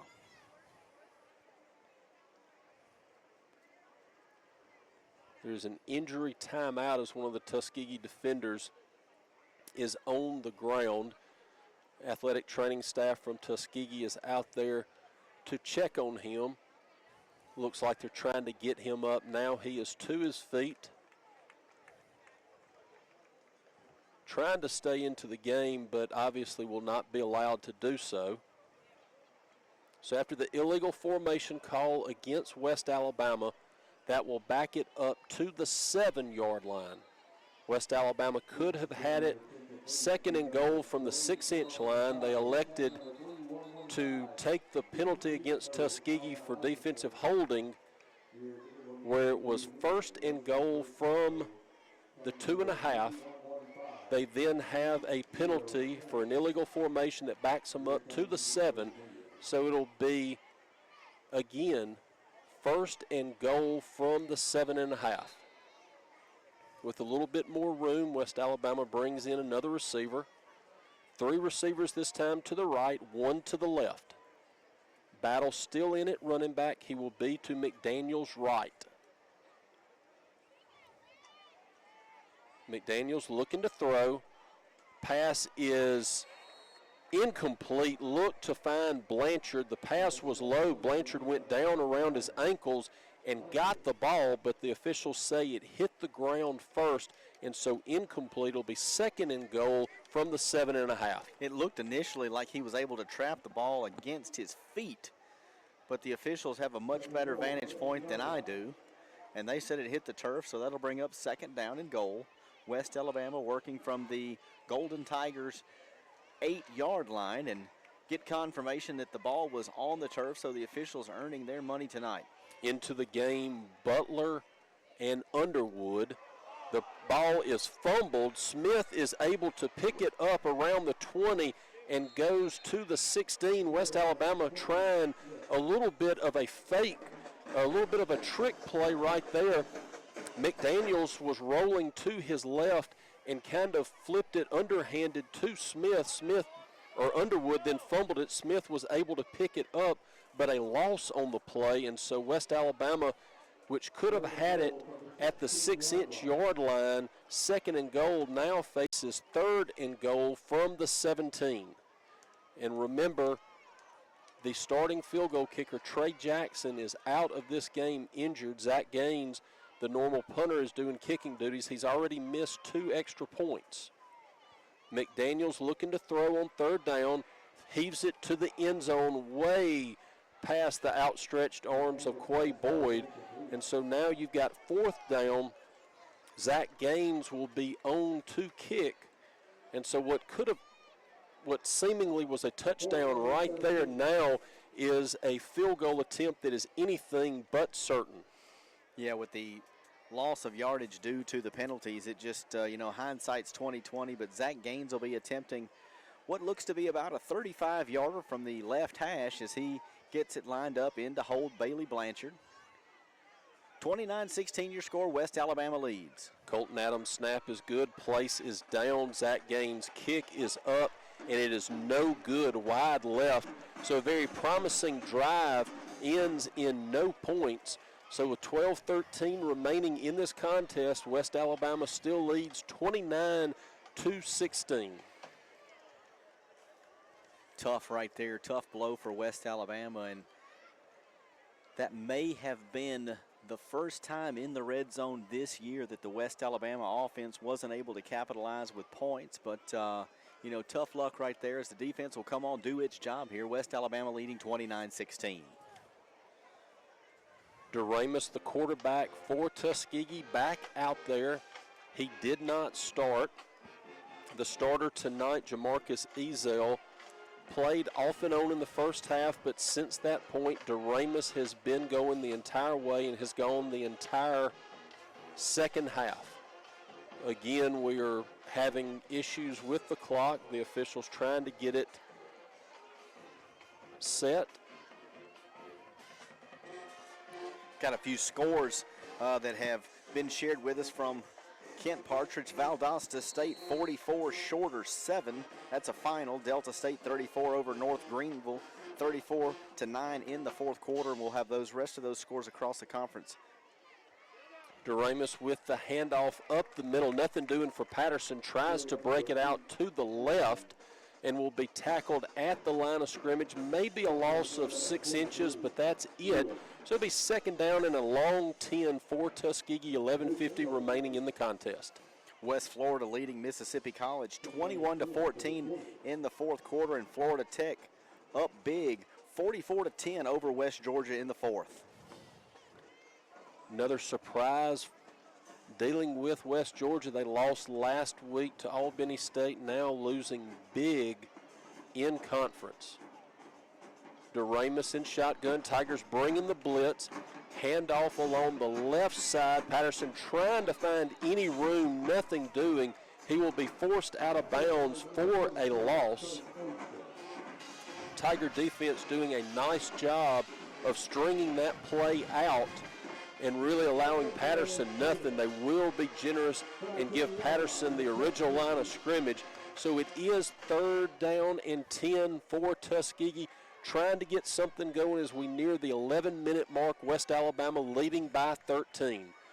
DeRamus, 2 receivers left, 1 to the right, 2 running backs, 1 each way. DeRamus looking to throw, being flushed from the pocket, moving to his left. There's a penalty flag down.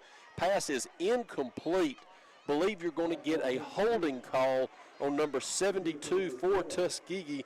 That would be Vernon Samuels, the senior offensive lineman from Port Arthur, Texas. He literally just picked up one of the West Alabama defenders. It looked like that was Savon Parker, and then sat on him or laid on him, and that drew the penalty flag. There's no other way to describe it. I mean, he just laid on him. Savon Parker was just sandwiched underneath the big guy from Texas right there, and he did nothing in order to try to get himself up off of Parker, but that's going to go against the Golden Tigers, as they have been plagued somewhat with penalties throughout this game. And you got to feel for Savon, because Vernon Samuels goes at 325 pounds, and I'm not sure that's doing justice to him. Yeah, he is a big boy, and Savon Parker had the misfortune of being caught between him and the turf.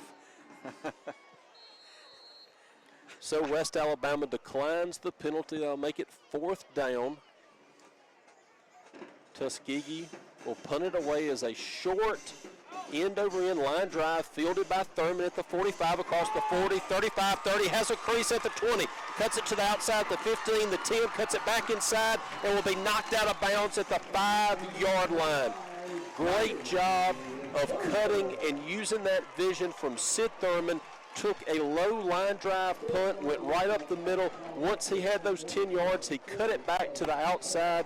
West Alabama is back in business, 1st and goal from the Tuskegee 5-yard line, already up by 13 with 10:30 remaining in this contest. Nice return right there by Thurman as he was able to find some help, got a few blockers. He had one man to beat. He was finally brought to the turf by Kevin Dawson on the special team stop, but puts West Alabama in great position. 1st down and goal from the Golden Tiger 5-yard line. West Alabama was in the Tuskegee red zone their last possession and were unable to get any points. So West Alabama trying here to capitalize on the long punt return from Sid Thurman. McDaniels will hand off to Battle along left side, hits a wall at the 5, continues to push forward. Did he get in? No. It looks like they're going to mark him down inside the 1-yard line. Battle kept pushing. Now the arms go up. Touchdown, West Alabama. Delayed call from the officials. They came running in. Battle had already gotten out from under the pile, had indicated he scored. The officials are still looking at one another, and finally the arms go raised, and West Alabama has scored once again. Zach Gaines in for the PAT. Battle, a touchdown run, 5 yards out. Gaines PAT is up. This one is good, and so with 10:19 remaining in the contest, West Alabama leads Tuskegee 36-16. You're listening to West Alabama Football, ESPN 1049, ESPN1049.com.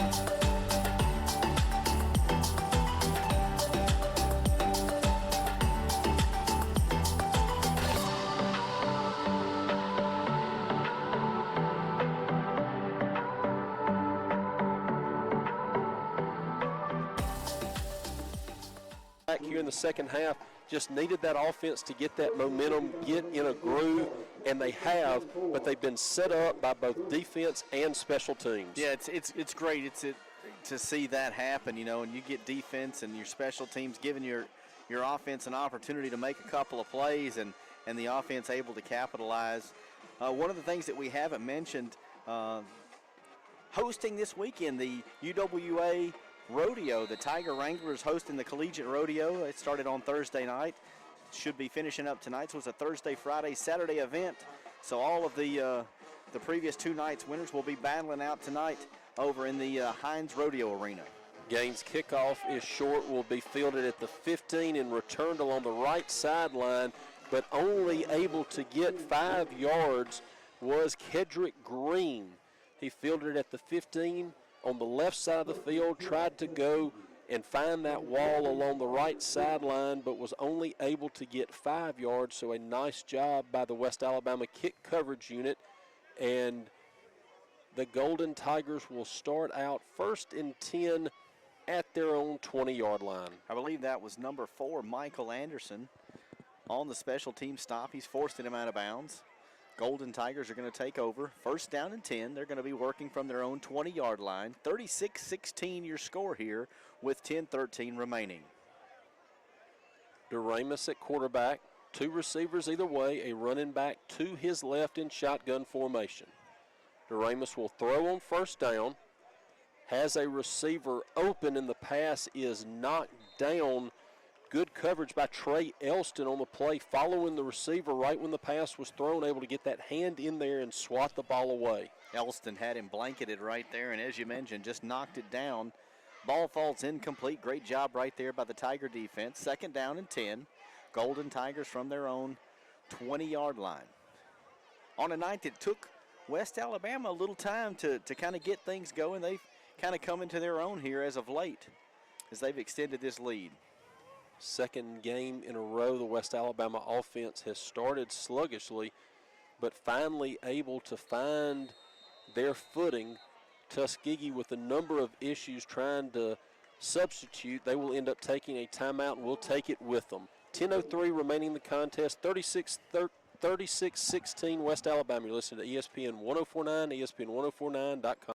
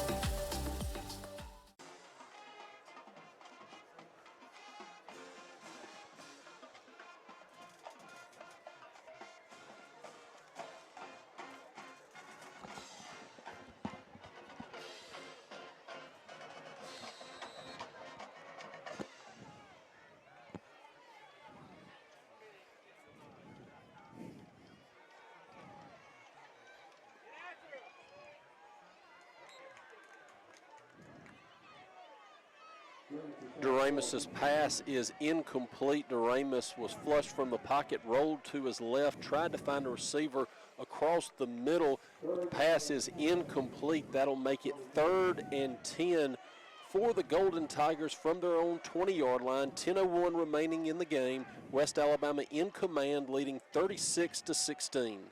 Yeah, he was trying to hook up with number 1, Peyton Ramsey, the 6'1 senior out of McCall, Alabama. Bessemer Academy product, but the pass falls incomplete. 10:01 the time here remaining in the contest. 36-16 your score, West Alabama Tigers. 3 receivers left, 1 to the right for Duramus. Flushed and will run up the middle. Will have enough for the first down across the 35. Good coverage by the Tiger secondary, but Duramus was able to escape the pocket, run upfield for a gain of around 16 yards. It'll be first down for Tuskegee, trailing by 20, under 10 minutes to go in the game. Tuskegee now going without a huddle. Same formation, 3 receivers left, 1 to the right. Duramus looking to throw, swings it out to the flat. The pass is complete at the 38, able to get out of 2 tackles. Up across the 40 is Kedrick Green. He will pick up 7 on the play, make it 2nd down and 3 for the Golden Tigers. Trey Elston slows him down, and Dorset Johnson finishes him off. After a gain of about 7 yards on the play, it'll be 2nd down and 3 for the Golden Tigers. Inside, just shy of midfield, they're working from their own 43-yard line. Flip the formation this play, 3 receivers right, 1 to the left. Duramus looking to throw again. Tigers bringing pressure. Duramus going deep. Pass is incomplete. They're going to get Xavier Williamson for pass interference. He inhibited the receiver from being able to come back to the ball. The pass was underthrown. The receiver trying to go back and get it, runs in to Williamson, and that will draw the pass interference penalty. Tough break for the West Alabama defense as Williamson had himself in pretty good position, but just going to get flagged every time for that type of interference. It's going to move the chains for the Golden Tigers. So they were staring at a 2nd down and 3. They'll now have a 1st down and 10 across midfield inside Tiger territory. Ball will be put into play at the West Alabama 42-yard line. Tuskegee showing a little bit of urgency right now, trailing by 20, under 9 minutes to go in the game. Tuskegee 3 receivers right, 1 to the left. Duramus at quarterback. Torian Taylor, the running back, will be to his right. Duramus will run up the middle. Quarterback keeper right there for the Tigers will be Camarcus Williams. He was the first Tiger to get to Duramus and hold the quarterback for only a gain of a yard. Camarcus Williams and Ladarius Babies helps him finish him off there after a short gain of the Golden Tigers. 2nd down and 9 from the West Alabama 41. 8:33 remaining here in the contest. West Alabama leading by 20.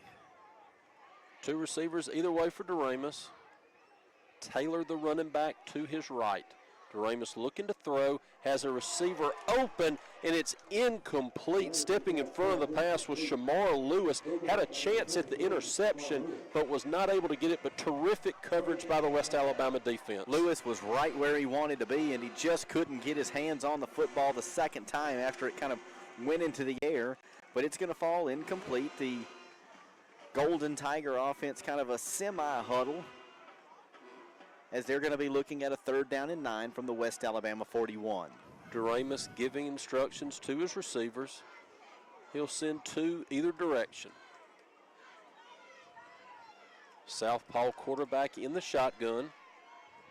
Gets the snap, looking downfield, throws a go route well over the intended receiver. The nearest man around was Xavier Williamson. He leaps for the ball, but not able to bring it in, and so that will bring up 4th down for Tuskegee. 8:10 remaining in the contest. Tuskegee trailing by 20, so the Golden Tigers will go for it here on 4th and 9. A lot of frustration right there. You can see self-inflicted by number 8, Jeremiah Boyd, as he just really lays out. He almost has another interception, but just really overthrown right there. You can't fault him. He put all the effort into it that he could. But it's 4th down and 9 for the Golden Tigers, working from West Alabama's 41 here. You've got 8:10 remaining in the contest. Doremus on 4th down, looking to throw. Now will move to his left, circle back to his right, has a lot of grass in front of him, but elects to throw it back across the middle of the field. Pass will be knocked down by the Tiger defenders, and West Alabama's offense will take over. Little surprised right there, Robert, that he didn't just tuck it and run, because he only had one defensive lineman to beat. It looked like he had the real estate, but he opted to put on the brakes, try to throw it across the field, and he throws it into triple coverage. It's batted down, and that's going to be a turnover on downs. Great job by the West Alabama defense. West Alabama's offense will trot back out onto the field, able to find a groove here in the second half, and they've been playing all game without Christian Salisbury, who is out tonight, and that's a big loss as Salisbury leads the GSC in all-purpose yards, averaging nearly 150 a game, so it took a while, but the UWA offense able to find their rhythm. Here on 1st down, handoff to James Smith out across the 45, so a pickup around 4.5 on 1st down. West Alabama leading by 20, under 8 minutes to go in the game, taking their time, not going into a full huddle, but everyone, all 11 on the offensive side of the ball, looking towards the coaches. Now they have their play. McDaniels looking over the Tuskegee defense in a 4-3. Handoff Smith along the right side, makes one man miss, spins out of one tackle. He'll get into Tuskegee territory. He will get across the 50 down to the Tuskegee 48-yard line. It'll be enough for a West Alabama 1st down. Joe Oliver and company on that front part of the line, giving him a little bit of room to work with, as West Alabama's offense is able to move the chains, and the clock is still ticking away here. We're at the 7:05 mark as West Alabama leads 36-16. 1st down and 10 for the Tigers on the Golden Tigers 48. Daniels, two receivers left, one to the right. He will hand off to Smith up the middle. Not much doing this time for Smith.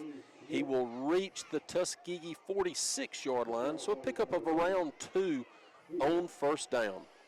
In on the stop, number 30, Brian Hill, for the Golden Tigers after a short gain by West Alabama. We'll call it 2 yards, so it'll be 2nd down and 8 from the Tuskegee 46 as we hit the 6.5-minute mark to go here in the 4th quarter. Tigers going with the huddle this time. Trying to take time off the clock, leading by 20. 8 seconds on the play clock. 5. McDaniels takes it to 2. He'll throw. Got time, throws over on the near sideline, has Quay Boyd. The pass is caught at the Tuskegee 41-yard line. They were ruled that he was inbounds when forward progress was stopped, so the clock keeps moving, now under 6 minutes. It'll make it 3rd down and about 3.5 for the Tigers. Boyd out of the game. In to replace him, Owen Harper, sophomore tight end out of Lumberton, Mississippi. He will be the tight end on the right side of the formation. McDaniels looking to throw on 3rd, getting pressure, moves to his right, looking downfield, looking to throw, fires over the middle to Deion Hill. Pass is knocked down, incomplete. Good coverage by Carl Matthews. So that'll make it 4th down with 5:19 remaining in the contest. Matthews with a great breakup right there. He's been one of the guys that's been asked to cover Quay Boyd quite a bit this evening, but he knocks that one down. The ball falls incomplete. 3rd down and 3 for West Alabama. No real hurry here. 25 seconds there on the play clock as they're looking at a 3rd down and 3. Illegal formation against West Alabama. That penalty is declined. So it's 4th down. West Alabama will send Zach Gaines on.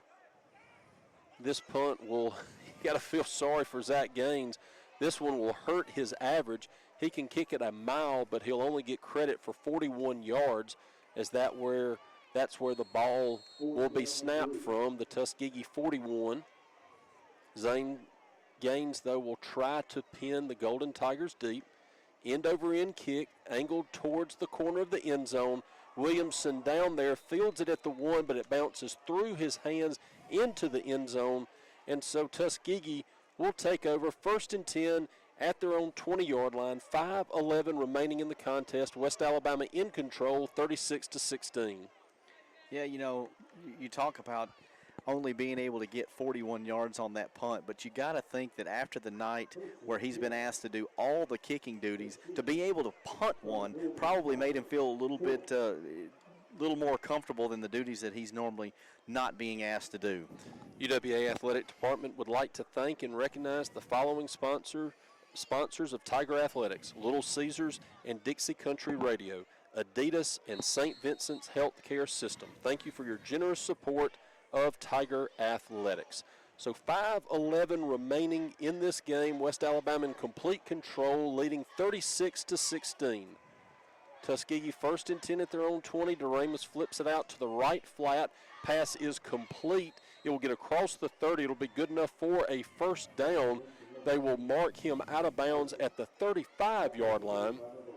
So it'll be a pickup of 15, and Tuskegee will have it 1st down from their own 35. Forced out of bounds by number 2, Corey Proctor, the junior out of Brandon, Mississippi. Transfer product out of Mississippi Gulf Coast Community College. But not before the Golden Tigers move the chains. It'll be 1st down and 10, working from their own 35. DeRamus, 3 receivers left, 1 to the right. DeRamus looking to throw, going deep, has a man open, but is overthrown. DeRamus had a man on a post route. It looked like that was Stephen Hodges, but just threw it behind him and past his outstretched hand, and so it goes incomplete. Tuskegee will have it 2nd down and 10 from their own 35. 4:35 now remaining in the contest. West Alabama leading by 20.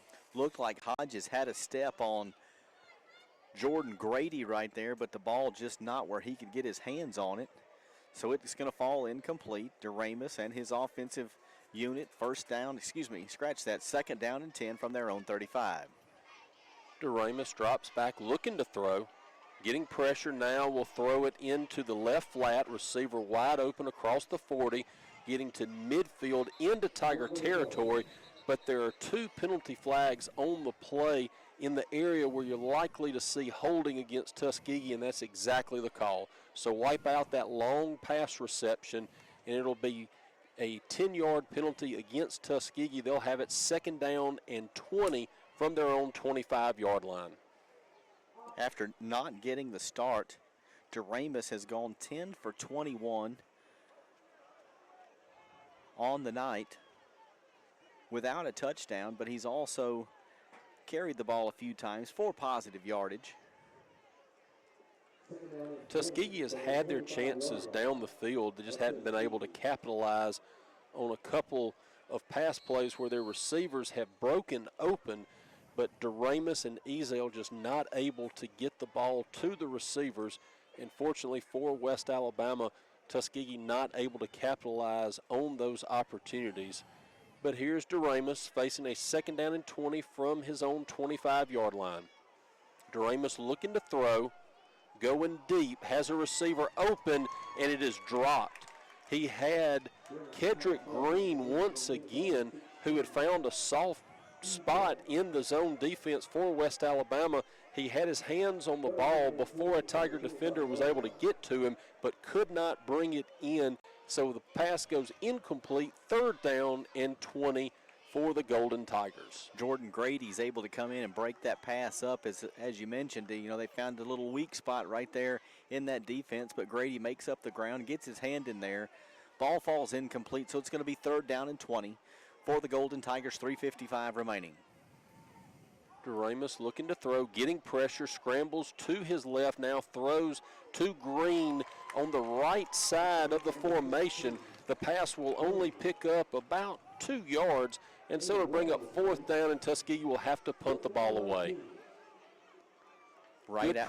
Good pressure from the Tiger defensive line, forcing Doremus to scramble and just dump it off, and no chance for a big pickup, no chance for Tuskegee to pick up the 1st down. Absolutely, and a good open field tackle right there by West Alabama. And, the return man for West Alabama is going to be just across midfield at about his own 45-yard line.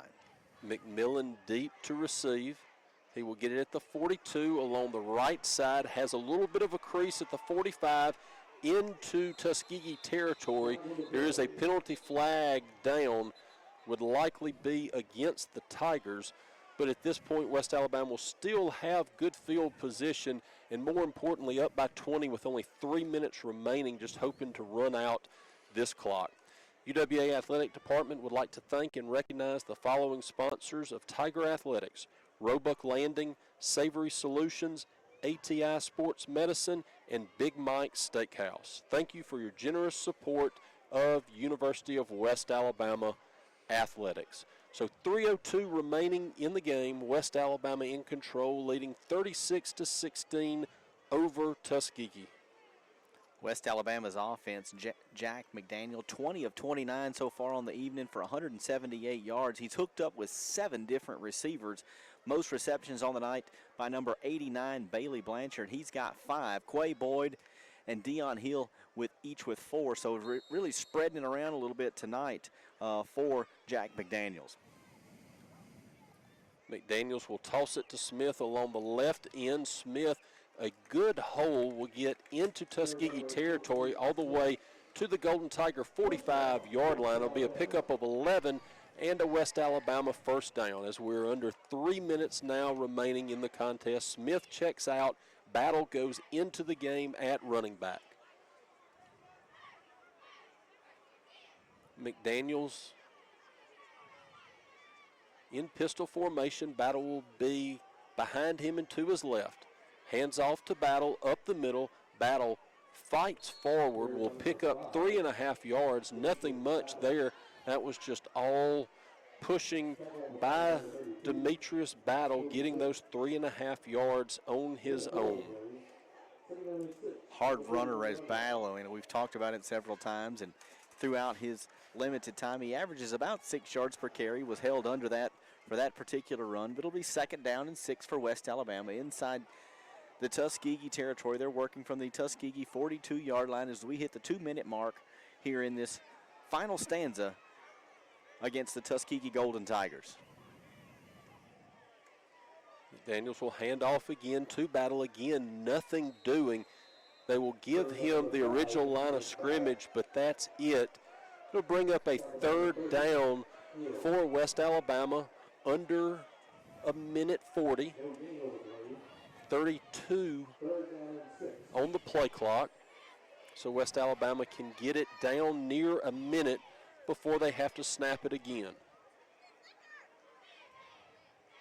West Alabama taking their time. now getting to the line of scrimmage. 2 receivers left, 1 to the right. Battle, the running back, will be behind McDaniels in the pistol formation. McDaniels snaps it at 4 on the clock. Battle up the middle, has the 40, the 35. He gets across the 35. That should be enough for a West Alabama first down. It is, and that'll pretty much do it. West Alabama will have to snap it one more time out of the victory formation, and that will be it. Battle checks out of the game. Another receiver in to help out with that victory formation. Actually, James Smith will be the one to check in. 2 receivers out, now 3 receivers out, getting the victory formation personnel into the game. West Alabama snaps it one time, and that's it. Bailey Blanchard, the deep safety. McDaniels takes the snap, will go to one knee, and that'll be the ball game. Final 22 seconds will tick off the clock. Coach Slater and Coach Gilliland march towards midfield to shake hands. And West Alabama, on a night where they did not look crisp, especially in the first half, able to get a big 36-16 victory over the Tuskegee Golden Tigers. We'll be back in just a minute to wrap things up here from a victorious Tiger Stadium. You're listening to West Alabama Football, ESPN 1049, ESPN1049.com. We would also like to remind you that the Tigers are at home a week from today against North Greenville here at Tiger Stadium. There will be a GSC TV Game of the Week on ESPN 3. Kickoff is set for 1 o'clock p.m. Good night, everyone. See you next week. What is it about UWA? Is it the beauty of her campus? The feeling of being just the right size? World class, without classes big enough for the world? Is it the warmth of her people? They say there's something about this place. Maybe it's because this place feels like home, on campus or online. The University of West Alabama.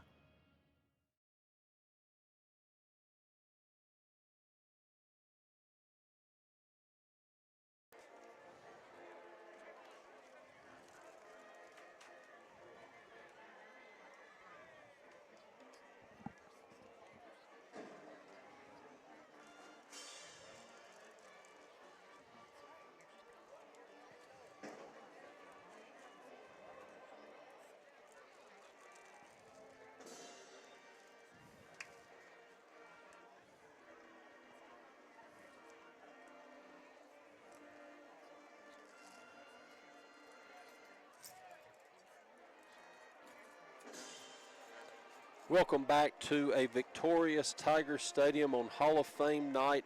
West Alabama is able to get the 36-16 victory.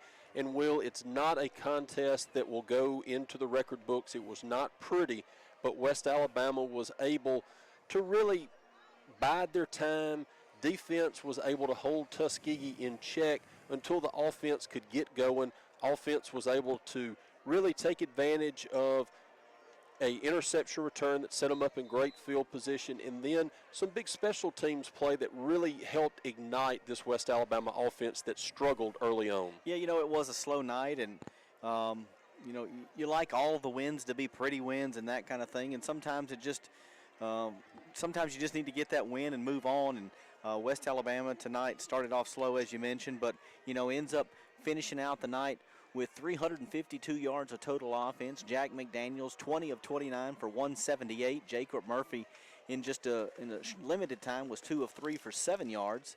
And James Smith, he had 10 carries tonight for 57 yards. He had a touchdown as long of 14 yards and averaged just under 6 yards per carry. Derek Underwood, 11 carries for 46 yards and a touchdown. Jack McDaniels, he carried the ball himself 6 times. He had a big run tonight.